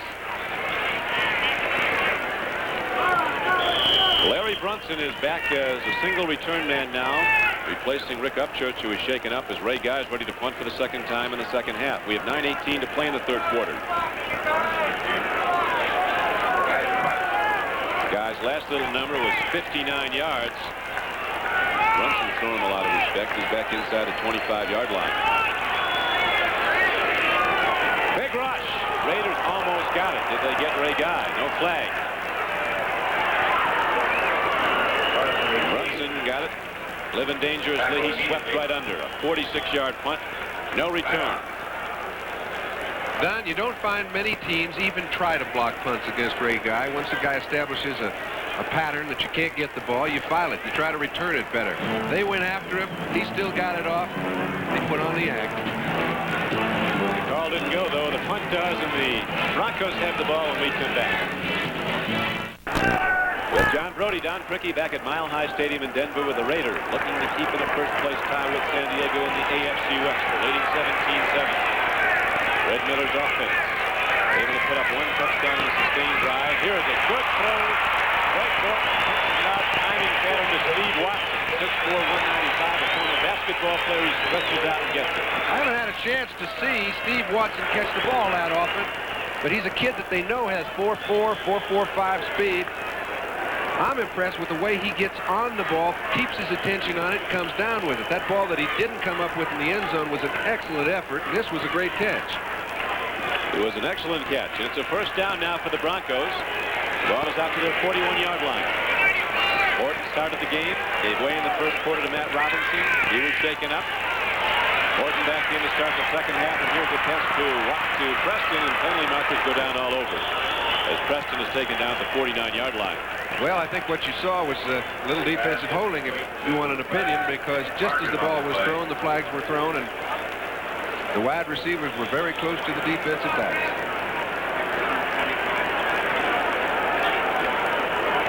Here's the call. Referee Dick Jorgensen. Linebacker Larry Evans getting attended to on the sideline. Well, I'll tell you, I don't know whether he wears contacts or what. He may have something in his eye, but you need them both out there because they're coming at you from all angles when you're a linebacker. Multiple fouls, holding number 35, defense, declined, holding number 37, defense, declined, 2nd down. We were right. It did look like both corners. You know, it's a good quarterback that can kind of feel their receivers held up, that can put the ball in the air at the same time. And Craig does it a lot more than some others might. There are a lot of qualities that Craig employs into that group that go unnoticed. Not by the players, but by the fan. He's not very mobile, but I'll tell you what, if you're an offensive lineman, they like to know where you're going to be. And he's going to be in the same spot every time he goes back. Horton pretty predictable that way. He's not about to run unless something real dire happens. It's 2nd down and 2. Look at this. Nice stands in. He throws. Man is there. Haven Moses has another one. He's down to the 27-yard line for a first down. Morton plays faking the roll, then stands in and delivers a strike to Haven Moses at the 27. There are strikes, and then there are perfect pitches. That baby just caught the corner of the plate.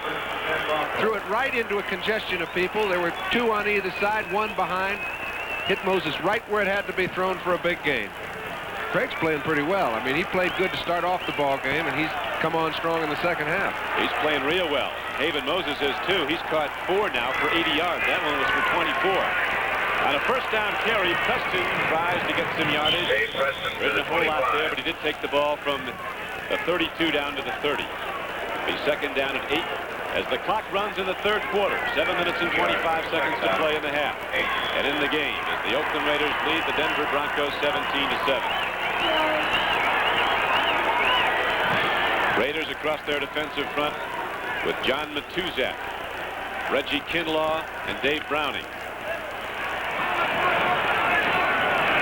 Ted Hendricks, Matt Millen, Bob Nelson, Rod Martin back the line. Lester Hayes and Dwayne Osteen at the corners. Mike Davis and Burgess Owens are the safeties. Morton has a problem. Cedric Hardman, I think. No, it's a safety blitz by Davis. Mike Davis, the strong safety, came. And he came fast, Bob. When you come untouched as a safety and you get off on the ball, the quarterback has very little chance. Another one of the many players in the NFL from Colorado. I think they're about 3rd in the overall list. 42 from Oklahoma, 37 from Southern California, about 31 from Colorado. Mike was a number 2 draft choice of the Raiders. Here by Boulder, 1977. Big, strong safety, 6'3", 210. Right now, it's 3rd down and 12 for Denver. So Greg Morton drops right back. Here comes the big rush. Stands in. He throws. Too much on it. Moses turned out, then turned into the end zone. I'll tell you, that Lester Hayes plays both sides of the field. They've got him on Moses wherever he goes, and because they do, he has to play left corner and right corner, depending on where Moses goes. Most of the time, you can move him around, and you can pick on the defensive back you like, but this time, he's got to take Lester Hayes, and it's a tough chore. Luke Prestridge will hold for Fred Steinfort. 46-yard field goal attempt. I think this is a new holder, too, because I think Matt Robinson is the normal holder. Here is the field goal. It hit the upright and bounced back. From 46 yards out, it had the power behind it to be good from 60, but it hit the upright, no good. How many balls have you seen hit the uprights this year? You got to give them 20 tries. They can't do it, and they keep hitting it every trip. It's been a lot. Right now, with 6:22 left to play in the 3rd quarter, the Raiders hold to their 10-point lead. Issues are here. I'll tell you, he qualified. 6:22 to go in the 3rd quarter. Right now, we pause briefly for station identification. This is the NBC television network. This is Channel 4, KRON-TV, San Francisco. Jim Plunkett and his numbers on the day. The numbers don't really indicate. He's had some opportunities. They've had the ball in bad field position in the 3rd quarter. They've got to move it right now. They've been fortunate not to have any points scored against them in the second half, and it won't hold up if their offense doesn't move. Plunkett takes a deep drop. Here comes the rush. There's a blitz, but he gets it away to Van Egan. He takes the first shot, put on him by Aaron Kyle, goes down at the 32-yard line, a gain of only 4 yards. It'll be 2nd down and a long 6. One of America's favorite annual television shows is coming up this week on NBC. Tuesday night at 8, it's the Bob Hope Annual Christmas Special. On the show, feature will be the AP College All-America football team, Lonnie Anderson, Larry Gatlin and the Gatlin brothers. A big night of entertainment with Bob Hope. The Bob Hope Christmas Special. Tuesday night at 8 p.m. on NBC. The AP All-America team with some of the great ones, like the rookie from Georgia, Herschel Walker, and the Heisman Trophy winner from South Carolina, George Rogers. Here's a swing pass, goes out to Arthur Whittington. He's taken down to the 37-yard line by Rob Nairn. He's stopped immediately by Evans. Bring up 3rd down and about 2 now for Oakland. This Arthur, you got to admire him. He's so small. That helps you catch a football. Yeah, well, I don't really know whether it helps you or it doesn't, but I know that Arthur Whittington plays an awful lot bigger than his weight. You mentioned he's about, I mean, they say he's not even 175 pounds, okay? But he's a running back that runs inside as effectively as he does outside. He's a little injured today, not nearly as badly as Kenny King, and they're trying to put the burden on Mark. Double wing formation. They go to Van Egan. He busts through on a 3rd and 2 play mark. Van Egan takes it across the 40. He gets the ball to the 42-yard line. It's a first down for the Raiders. And the third quarter clock winds down to 4:40 to play. Latimer comes out and again on the short yardage play. Denver on defense has Chavis at left end. Middle guard is big Reuben Carter. Bryson Manor the right end. The backers, Nairn, Evans, Gradishar, and Jackson. Your message, John, we haven't called Gradishar's number. No, but they haven't thrown the ball in his area. They go back to the run. Do the Raiders on first down, take it from their 42-yard line across the 45 and out to the 48. When you've got a man that plays and is as fast as Randy Gradishar, you're a lot better going right at him than you are running away from him. They took a shot right at him that time, picked up about 6. Van Egan's now run with the ball 9 times in the game for 40 yards. Gradishar, Woody Hayes called the best we ever had at Ohio State. No doubt about how good he is, Don, but you know a great one can get frustrated if he hasn't been in the action as much as he'd like. Arthur Whittington turns the corner. Steps out of bounds, but Whittington on a 2nd down and 3 play got ahead for a first down for Oakland. Bill Thompson ran him out.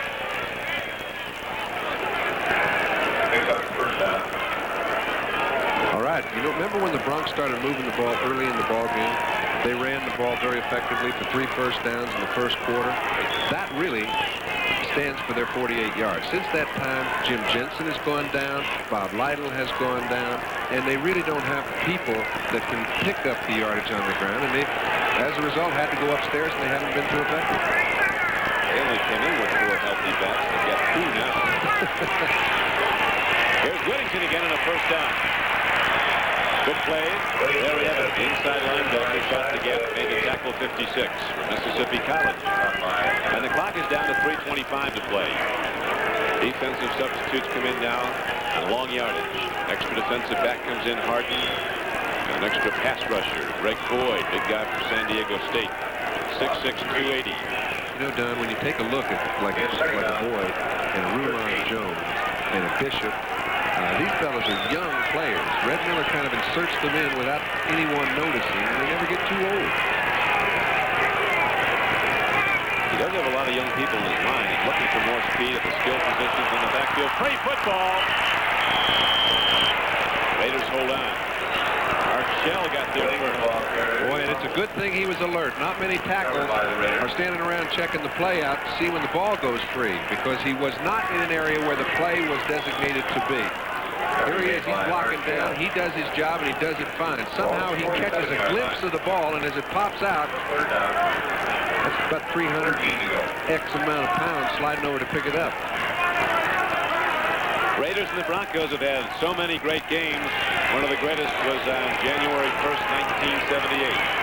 American Conference Championship game here at Mile High Stadium when Denver won 2017 the night of the Super Bowl. Now it is 3rd down and 12. The Raiders. Jim Plunk. Here's the throw. It's intercepted. Picked off and a lateral is made. Ball was intercepted by Rob Nair. Then he lateraled it back, and they're not done yet. One more lateral. They'll be inside their 20. Back inside the 35-yard line. I'll tell you, the fans feel it. Everybody gets a feel of it. To make a fine play that Shell recovers, put him in a 3rd down and 12 situation. All the fans are getting a bit active. This was a poorly thrown ball. He had a little pressure. He tries to make a great play. As a result, makes a poor one. One little lateral deserves another little lateral. He's trying to get to Bob Chandler. He's on Louis Wright. Chandler cuts underneath, but Nairn is standing right there to pick the ball up. So the Raider drive is stopped. With 1:56 to play in the 3rd quarter. The Broncos get it back. They'll have it 1st and 10 at their 33 when we come back. Oakland continues to hold a 10-point lead, 17-7. So the turnover, the interception, and now the ball is back in the hands of the Broncos at their 33-yard line, 1st and 10. 1:56 to play in the third quarter. Morton stands in, brings it out of the screen, goes to a fullback, John Keyworth over the 40, over the 45, and over the 50, and Keyworth is down to the 45-yard line of Oakland. A 22-yard gain as the Broncos had it set up. You know, that play would have gone for about 6 yards had not the wide receivers done their job. They took both of the defensive backs down the field, and when Keyworth did come up with the ball, perfect execution from the offensive line, allowing Keyworth to get down the field. But look at Steve Watson. He did not let Osteen get up and pursue the play. Okay, he can see the screen in a second, but they're giving him plenty of room. He comes up, can't get there.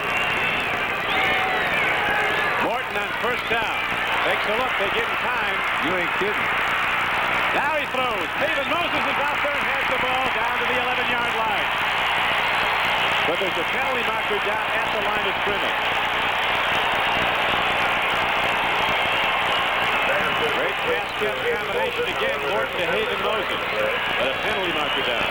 Well, if his offensive line gives him that much time, he'll be playing when he's 55. And it's going to go against the Raiders. So the play goes a gain of 32 yards. Number 55, defense, decline. That's why he needed the time, Don. We took a look at Osteen, number 35, a little earlier in the one play earlier. He played way off. This time he's put man-to-man on Haven Moses. The time necessitates him to hold him, because if he doesn't, he'd have been free. Tell you, this Haven Moses, that penalty wasn't on him. He gets better as he gets older. He had his most productive season last year, his 12th in the league, when he caught 54 balls for almost 1,000 yards. He's the second all-time leading pass receiver to Harold Jackson in New England. And today, he's caught 4 for 20 yards. Touchdown, Oakland. Riley Odoms in the end zone. I might get Riley to get up to 280 pounds if he plays as well as he's playing today. He's been able to get off the line of scrimmage, get into his pattern, break free of the strong safeties, and they've been putting the ball where it has to be thrown. He's having an outstanding day. He really is. They've been down at him, and so is Morton. His prime receiver has been Haven Moses, who's caught 5 for 113 yards, and then on the payoff end of the touchdown throw, Riley Odoms. So it's a game again.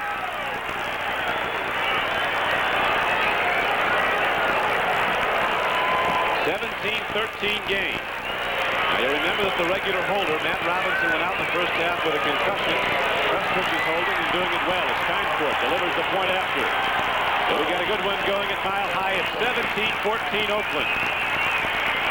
The Broncos go 66 yards in 3 plays. And it took him 28 seconds.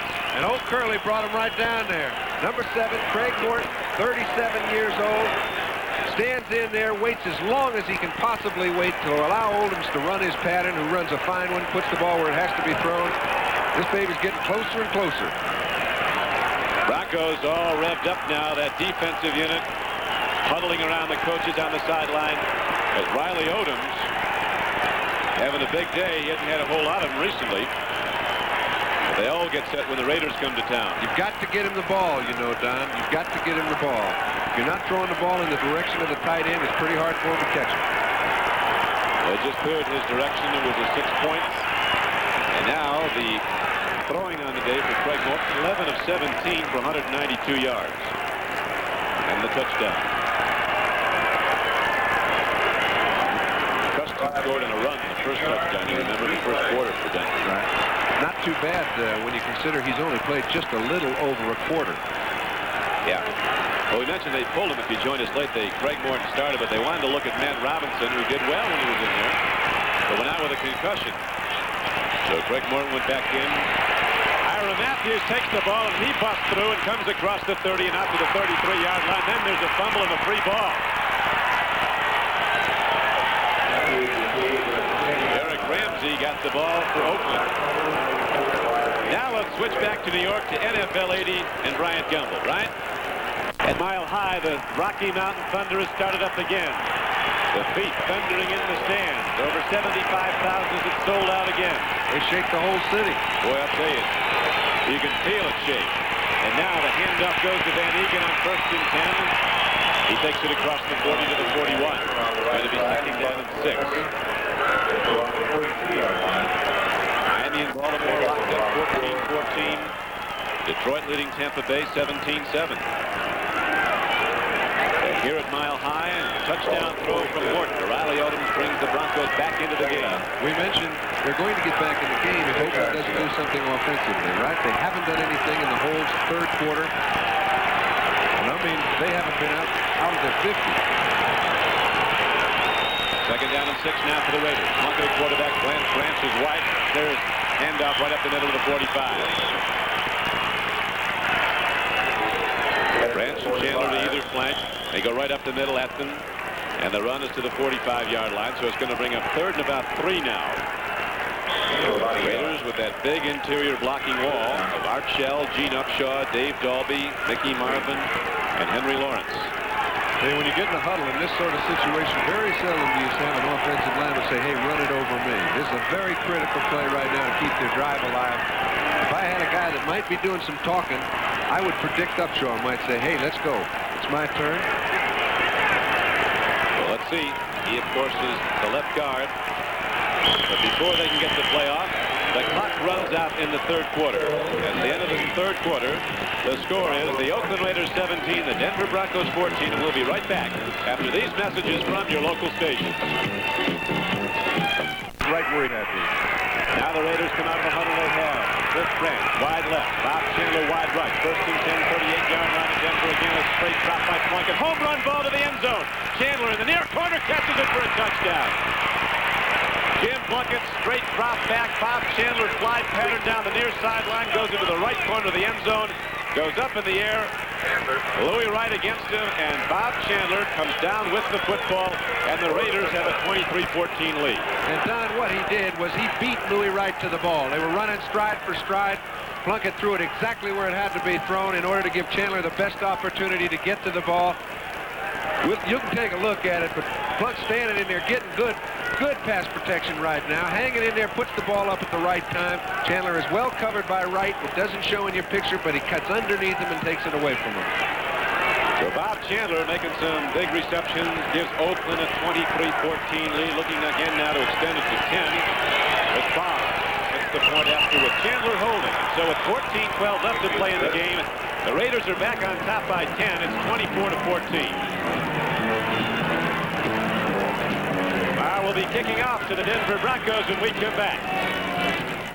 The Raiders are back on top by 10, 24-14 on a 37-yard touchdown throw, which we'll watch again in a moment. Chris Barr kicks off now for Oakland. Into the end zone it goes, and Brunson's going to bring it out. He says he looks for a magic door to slide through. It ain't there. Brunson goes down at the 13-yard line, and there the Broncos will go on offense first and 10. We apologize for loss of picture when one of the big plays occurred, but we'll watch it again now. Jim Plunkett with a deep drop, and he just lets her fly, and Chandler's there. And I mean, he's hanging in there then. He's getting good pass protection. The ball's got a lot of trajectory on it, which gives Chandler a chance to get underneath Louis Wright, grab the thing for a touchdown. And how many times have you seen Chandler make great catches in critical situations? Well, we've seen him in the end zone twice today. 2 touchdown receptions for Bob Chandler. Greg Morton running the Denver offense as Haven Rose is in motion. Hands in, throws. Tight end gets it, but doesn't get much. Riley Odom caught the ball and was knocked back from the 14-yard line. Got a lot of attention, but they couldn't bring him down. Big guy, Riley Odom. One of the top players drafted when he came out of the University of Houston 9 seasons ago.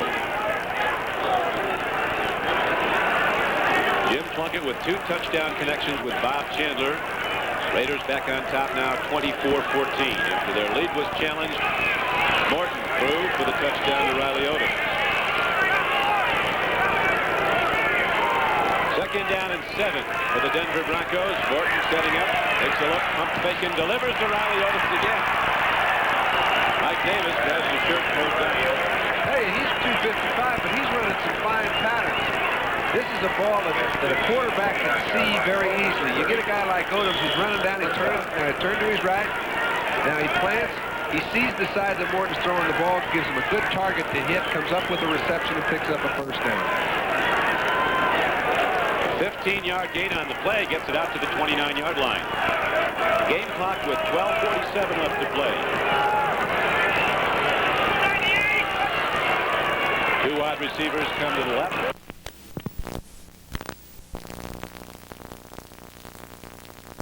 An all-purpose crack. And this man came from the University of Washington, Dave Browning. And he surprised everybody in the Raider camp by finding himself a starting job, and he's played that way for the last 3 years.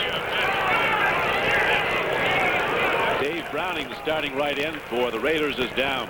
Third-year defensive end from Washington. He's had some great Rose Bowl moments. He was co-captain of the Washington team that won the Rose Bowl in '77. It's good to see him up and all right. We'll be back with Morton trotting back out to lead the offense. 6 for Morton and the Broncos. Goes down the lane. Going back. It'll be 3rd down and 6 now for the Broncos at the 33-yard line. And I'll bet Morton isn't too pleased with himself, because that's one of the rare opportunities where you get the Raiders in a blitz situation. They had Osteen one-on-one with Steve Watson, who cut underneath him, had the whole field to work with. And Morton had already committed himself to going wide.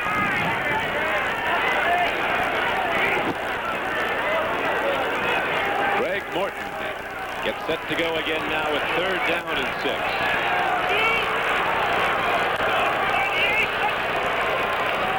Here comes the rush. Stands in. There's a man open. It's the same guy, number 88. He's getting the ball right between those 8s.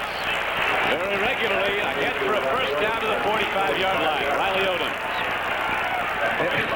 I'll tell you why he's getting it right to the letter, because he's getting excellent pass protection. You take a look at these fellas.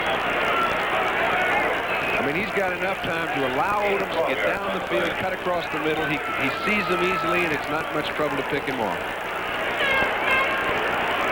Greg Morton in his 16th year, an All-American with Cal at Berkeley, where he played under the current coach of Kansas City, Marv Levy.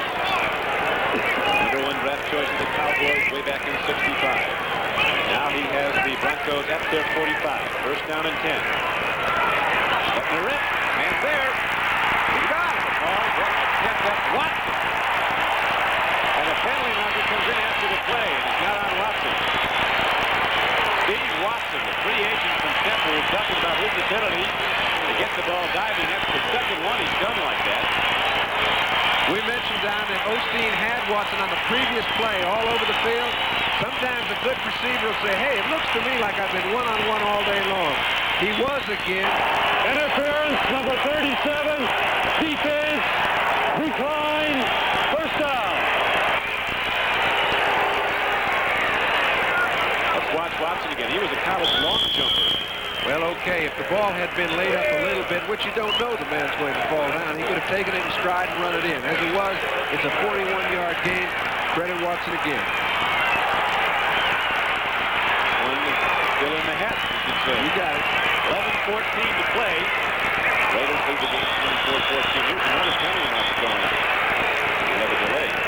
Remember this, the tight end can move as long as he doesn't draw them off. And now if they judge in the official's judgment that he drew them offside Against Oakland. That's right. He can move, and if they reacted a little late. When they did so, the official's judgment, he didn't draw them off. They were just trying to pick up an extra 5. We could be heading for one of those storied Oakland-Denver finishes. Encroachment, defense, still first down. We have a chance to see Odom. Watch this. He kind of false starts, but there's no movement. Martin hasn't moved now. So in the official's judgment, I think it's correct. They gave 5 to the Broncos. So now it's 1st and 5. Right up the middle and on into the end zone. Dave Preston, his 2nd touchdown of the day, as the Bronco forward wall smashes open Oakland's defense. And again, the Broncos are back in the game with 11:08 to play. And when they get down by that goal line, there are certain players that just have a knack of finding holes when it looks like there aren't any. One of them is Dave Preston. You notice he's always inserted in the ball game when they get down inside the 20-yard line. He's come up with a lot of touchdowns for him, and that was a big one. He's none of those free agents who just do it with guile, cunning. He's got no speed, none to speak of. Was drafted late by New England and touchdown here as a free agent. Was a great all-around Matthew College and Bowling Green. And now a 10-yard touchdown run by Dave Preston. The extra point is good, and it's a 24-21 game. Oakland's lead back down to 3. With John Brody, this is Don Cricky back at Mile High Stadium. The Broncos looking great again, John. They go back and forth. Yeah, and I think that sometimes you can say, hey, why don't they play like this every week, and we'll get back to it after the kick. The kick is taken by Keith Moody across the 10 and the 15 and the 20. He's out to the 22-yard line with a 1st and 10 for Oakland. You know, right now, you see Denver playing exceptionally fine offensive football. And that man, number 7, Craig Morton, who has carried Denver when they've been most successful, is the guy that's doing it. He's done it over the years. Their basic structure is conservative. Red Miller's a man who likes to keep the offense on the ground, take very few chances, and he's been effective doing it because he's played great defense. So you'll see when they need it, Craig will come on and do well on occasion.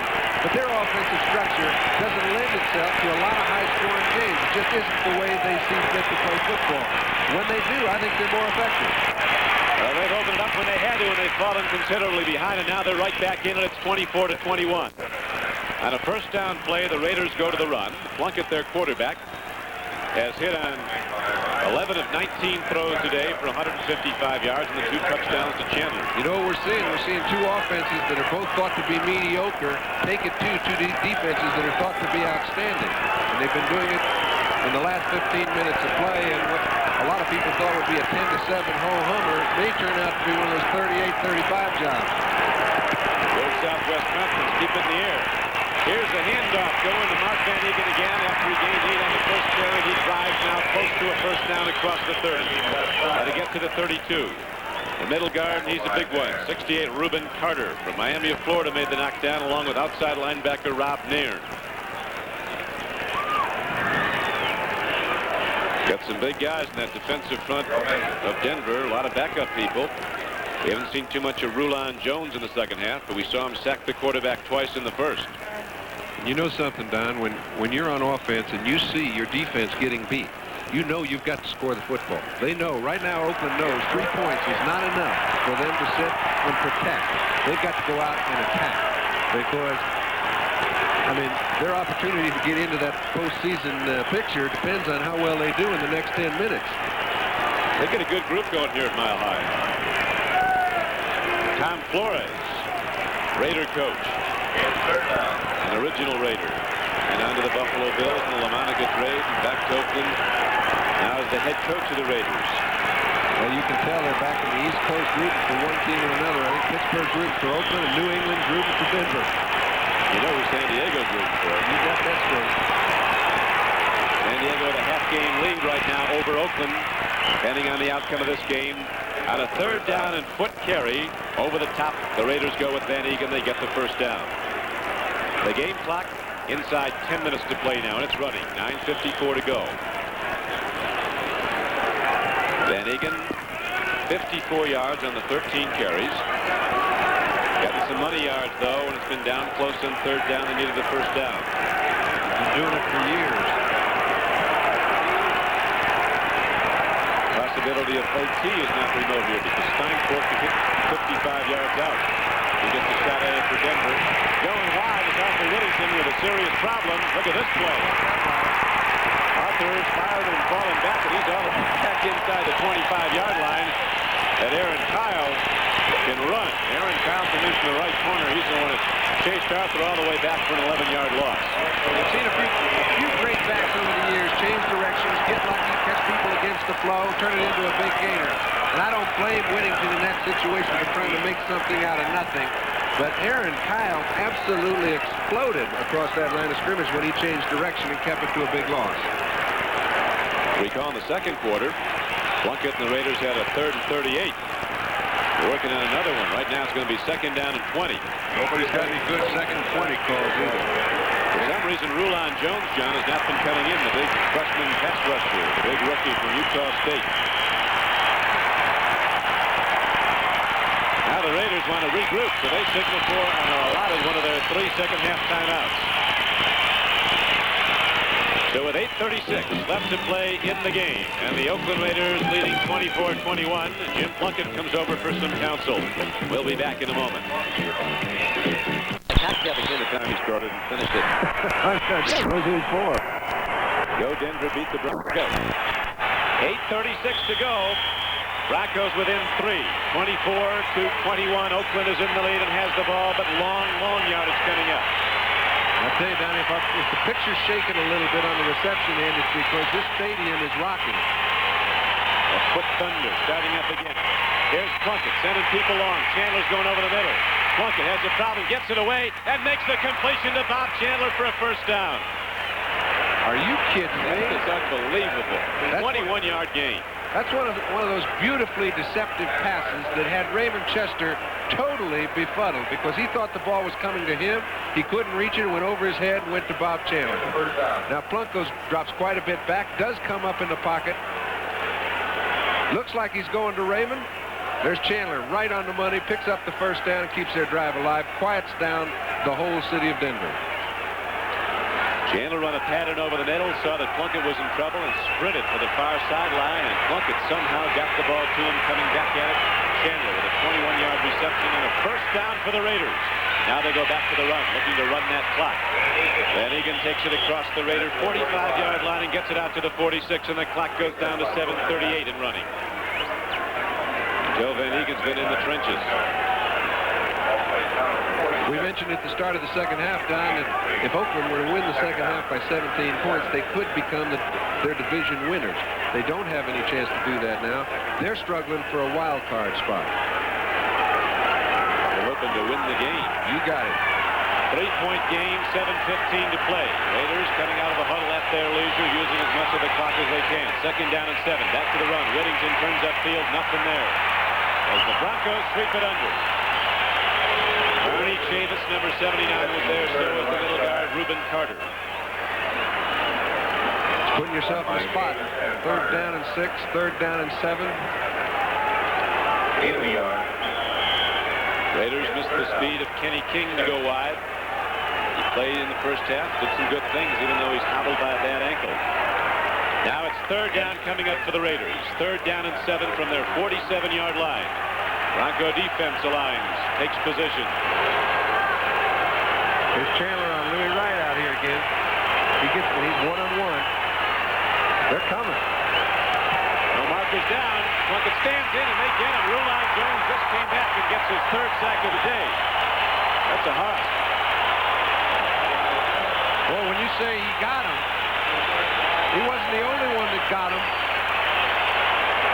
They teed up and net at the quarterback. Well, they really timed the play well. If they're going to have somebody come free, if you time a blitz as well as they did. But Rulon just kind of walks right on through the offensive left side of the Raiders. That's only Art Shell and Gene Upshaw. They're not too easy to walk through. Rulon Jones, 6'6", 265. Rookie number 2 draft choice out of Utah State. He was the Broncos' first pick in the last draft because their number 1 choice had gone to New York. Part of the Matt Robinson trade. The Jets.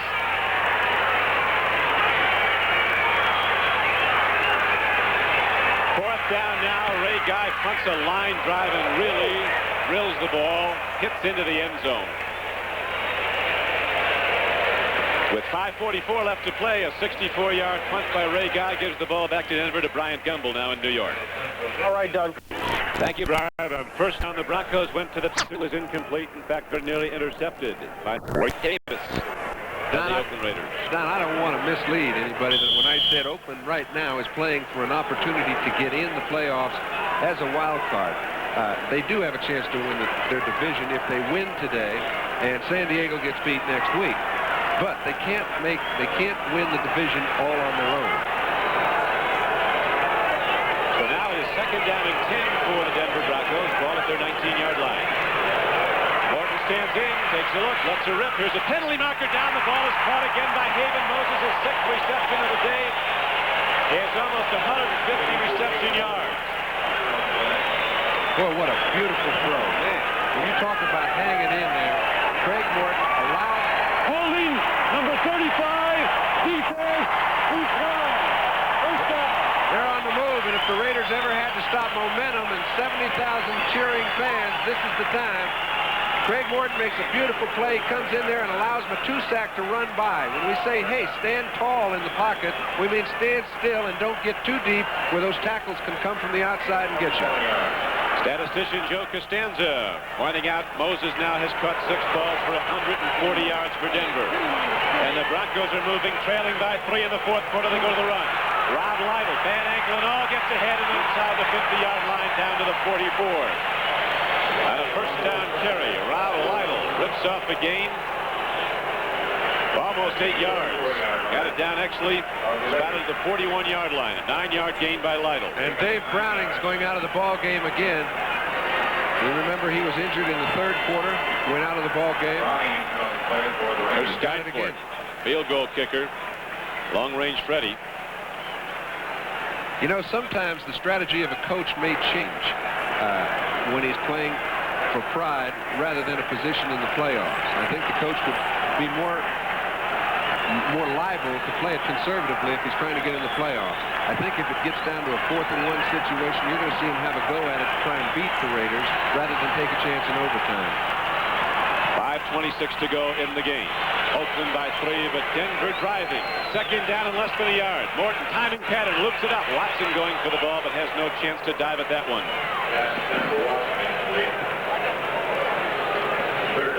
We come down to the 16th weekend of the 1980 season next Sunday, next Saturday and Sunday. And it's going to be a great day on Sunday, the final week of the NFL season, as NBC Sports carries you all the way to the Super Bowl. Join Brian Campbell for all the latest news around the NFL, including a preview of the playoffs, all on NFL 80. Then it's regional action as the Cleveland Browns, the pressure on them, go to Cincinnati to meet their arch rivals, the Bengals. They don't like each other. Plus other regional games all here on NBC Sports. Check your listings for the game and time in your area. Now it's 3rd down. Morton calls his own number 7, puts his head down behind Bryant, and he gets the Denver first down. You know, you're talking about the last game of the season. We've still got 7 teams in the American Football Conference that are within 1 game of each other. I'd say that's keeping it pretty close, folks. Buffalo's 10-5. New England 9-6 in the East. Houston and Cleveland, both 10-5 in the Central. And who'd have thought New England, Houston, and Pittsburgh are struggling trying to get a playoff berth when the season started. Buffalo came on. They're a prime reason why that's in vogue. But there have been a few other surprises, and Oakland is one of them. They are. Fade away a lot of frontline players to deal with draft choices, and yet they're a contender for the playoffs very much. Morton stands in, gets away somehow. Now he throws, and almost into the hands of Mike Davis. Coming back at the ball, he was looking at Riley Odoms, but leaning away, didn't have enough on the ball. The Central Division's always fun. Survival of the fittest.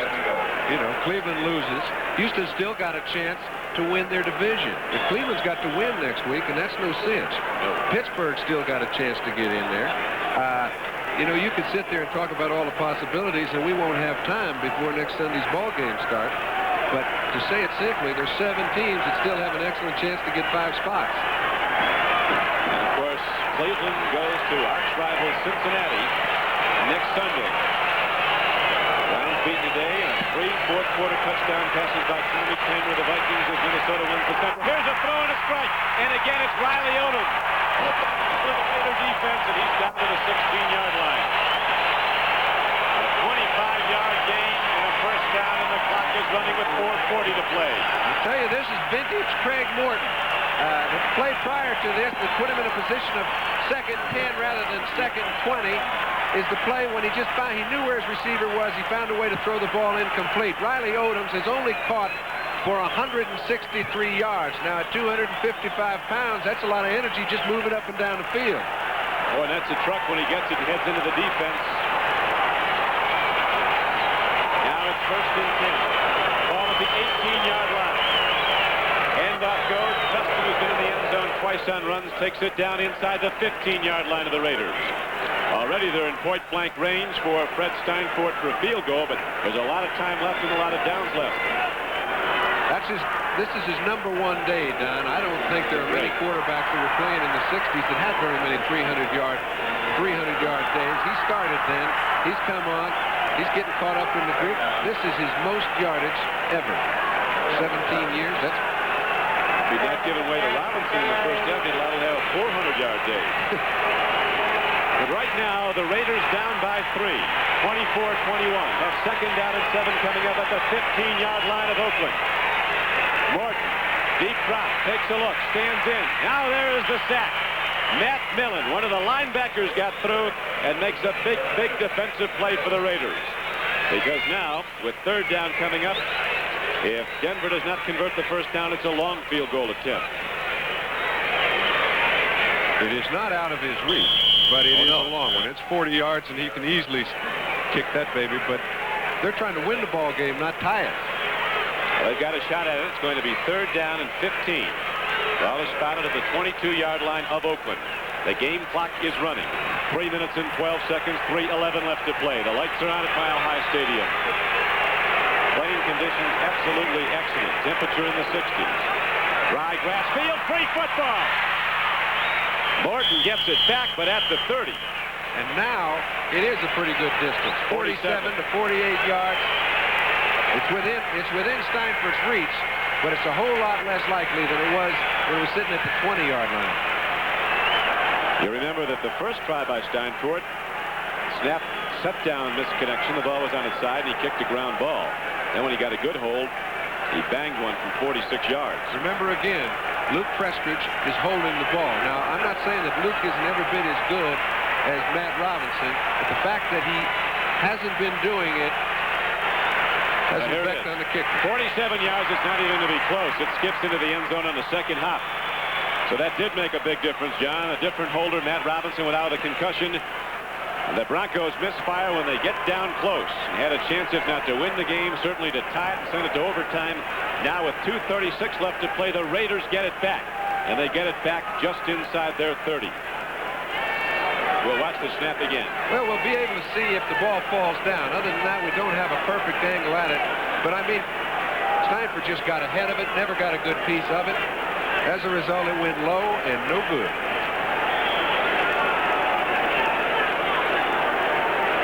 Never got up. So the Raiders come out of the huddle now. 2 minutes and 36 seconds away from a possible victory that will keep them in a first-place tie with San Diego. They go to the run. And running the ball well and the clock is Mark Van Eegen as he's across the 35-yard line out to the 36. You can bet, Don, there will be nothing fancy in this drive. These guys know if they get out of this ballpark with a victory, they have come away with something that has raised the temperature of their group. And I don't think they'll do anything but run the ball straight ahead, let Van Eegen find a hole where he can. Got to keep those yard markers moving. Second down and 3 now. Van Eegen got 7 on the last carry. He's gained 65 yards today and 15 carries. Before the Raiders put it in play on second down, the 2-minute warning is given. 2 minutes left to go. Oakland 24, Denver 21. We'll be back for the stretch run. In the West, San Diego a victory yesterday over Seattle, standing at 10-5 with 1 game to go, and it won't be an easy one. The Pittsburgh Steelers are heading to San Diego after their win today come from behind in the 4th quarter over Kansas City.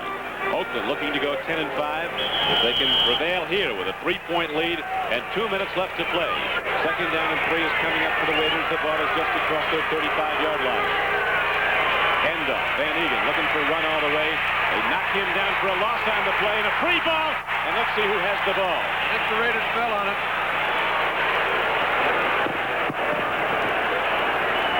1:53, an official timeout. And while we have a moment, let's switch back to NFL 80 in New York and Bryant Gumbel. Bryant? That's right. We're back at Mile High Stadium. And that is Tom Flores. You know, I don't think nearly enough has been said about this man. The Raiders started off slowly at the first of the year. He was the stabilizing influence. He's been so throughout the year. He's another in a long line of fine Raider coaches. Third down and a long 3. Plunkett throws. There's a man going for the ball. Arthur Whittington cannot get to it. A penalty marker is down. It's going to go against the Denver Broncos. Arthur Whittington coming out of the backfield and running a fly down the near sidelines was, in the opinion of the official who was right there, impeded. Well, he had a perfect angle on the play, Don. He was standing in a spot where very few people could miss it if it was in fact an infraction. Number 20, defense, first down. Back judge Roy Clymer right there. The penalty marker goes down, and so the Raiders get 4 new downs with 1:46 left on the clock. Boy, that was a big penalty, and you see those penalties affect ball games, win, lose, and draw. And it's not a very popular call right up here in Denver, but down in the Bay Area, they may be celebrating, because if they can make one more first down, this game is history, and it's a long way to come back even if they don't. Well, it's down close to the 40 of Denver. Broncos bring all the linebackers up. They know it's going to be a run, and yet Van Egan finds a way through and hits the ball down to the 35-yard line. Mark Van Egan keeps on trucking. 1:35 left to go in the game, and he keeps the clock running, and now the Broncos call a timeout. So while we have a brief pause, let's switch back to New York. Another update as we go to Bryant Gumbel.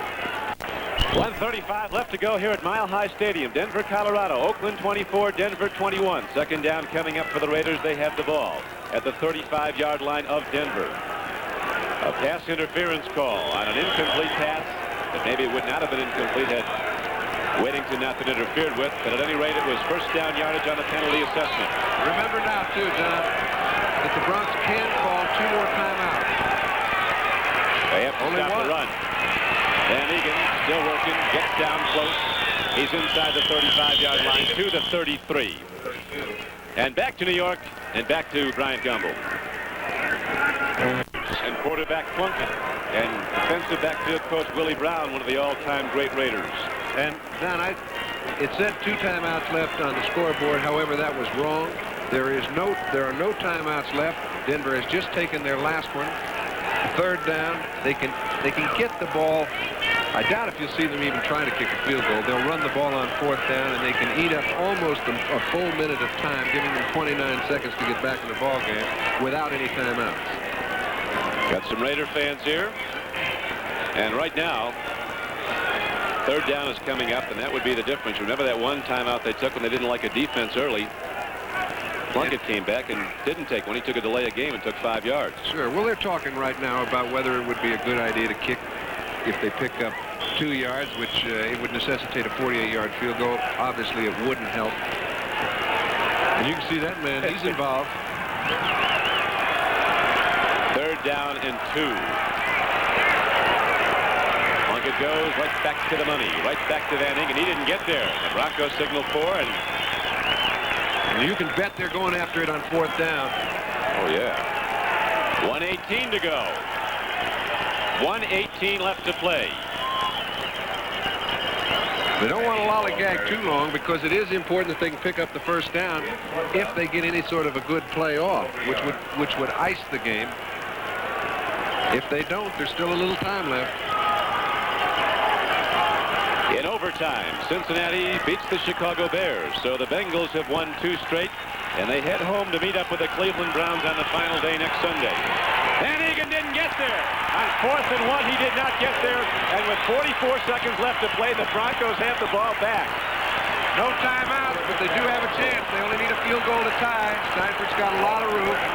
Right down to the wire, just like we like it. Our thanks to spotters Tom Murray and Al King and statistician Joe Costanza.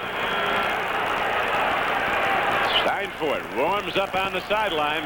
They got to get him a lot of yards, though, before he'll be going out. Well, they've really got to get him just about 35. Morton on first down, stands in, takes a look, has a problem, gets away, throws it in the flat. Incomplete. Don, that play took 8 seconds, so you know how much time he's being given. And another final score. Look at Detroit working hard. It's not final yet, but it is the 4th quarter, and the Lions holding to a 6-point lead over Tampa Bay. Detroit, after a midseason swoon, trying to do the best they can to get in the playoffs somehow. The chance is remote, as Minnesota has won the NFC Central. No timeouts left for the Broncos. Second down and 10 coming up. 36 seconds on the game clock. They trail by 3. Morton looks, he throws. Riley Odoms is out there again, and he is down to the 43-yard line of Oakland. Clock running. 24 seconds. 23. They can't stop it, but they need to get the ball in a place where they can either get out of bounds or line up real quick and throw the ball out of bounds. Here's a real injury. I say real as in fake. Anybody would like to get one for nothing, but you can't do that in this game. And the officials just may run off 10 seconds on the clock once they start it. That get the guys going in the stands. See Riley Odoms being attended to, an official timeout as he's down at the 45-yard line. Riley Odoms, who hasn't had a whole lot.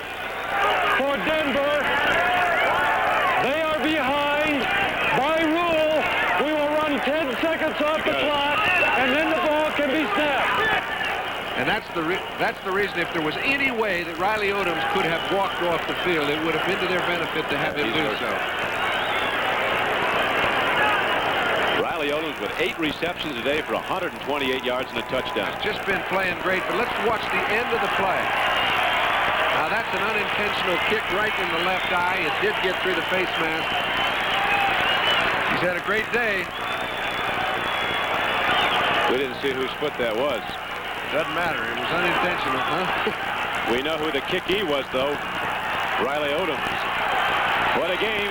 13, 12 seconds left. Morton with the clock running, looking over his lineup. It's unbelievable. It's down to 7. It's down to 6, to 5. Now he drops back. He ran off 8 seconds. Now we have an official timeout. Unbelievable. He stood there looking over the set. 6, 7, 8 seconds ran off.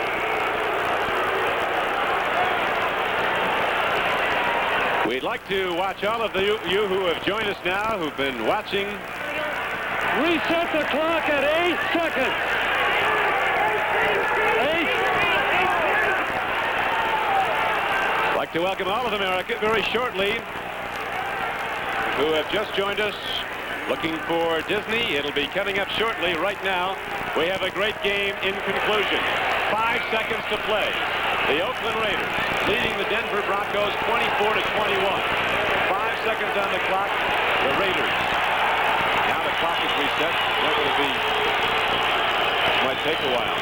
They do it on that basis. It's going to take quite a while. Ted Hendricks is over talking to the officials, trying to find out why the clock didn't continue to run when they had it in motion. And it's very simple, Donnie. They run 10 seconds off the clock, but then they stop it until the ball is snapped. And that's what they didn't do, and that's why they're going back to 8 seconds.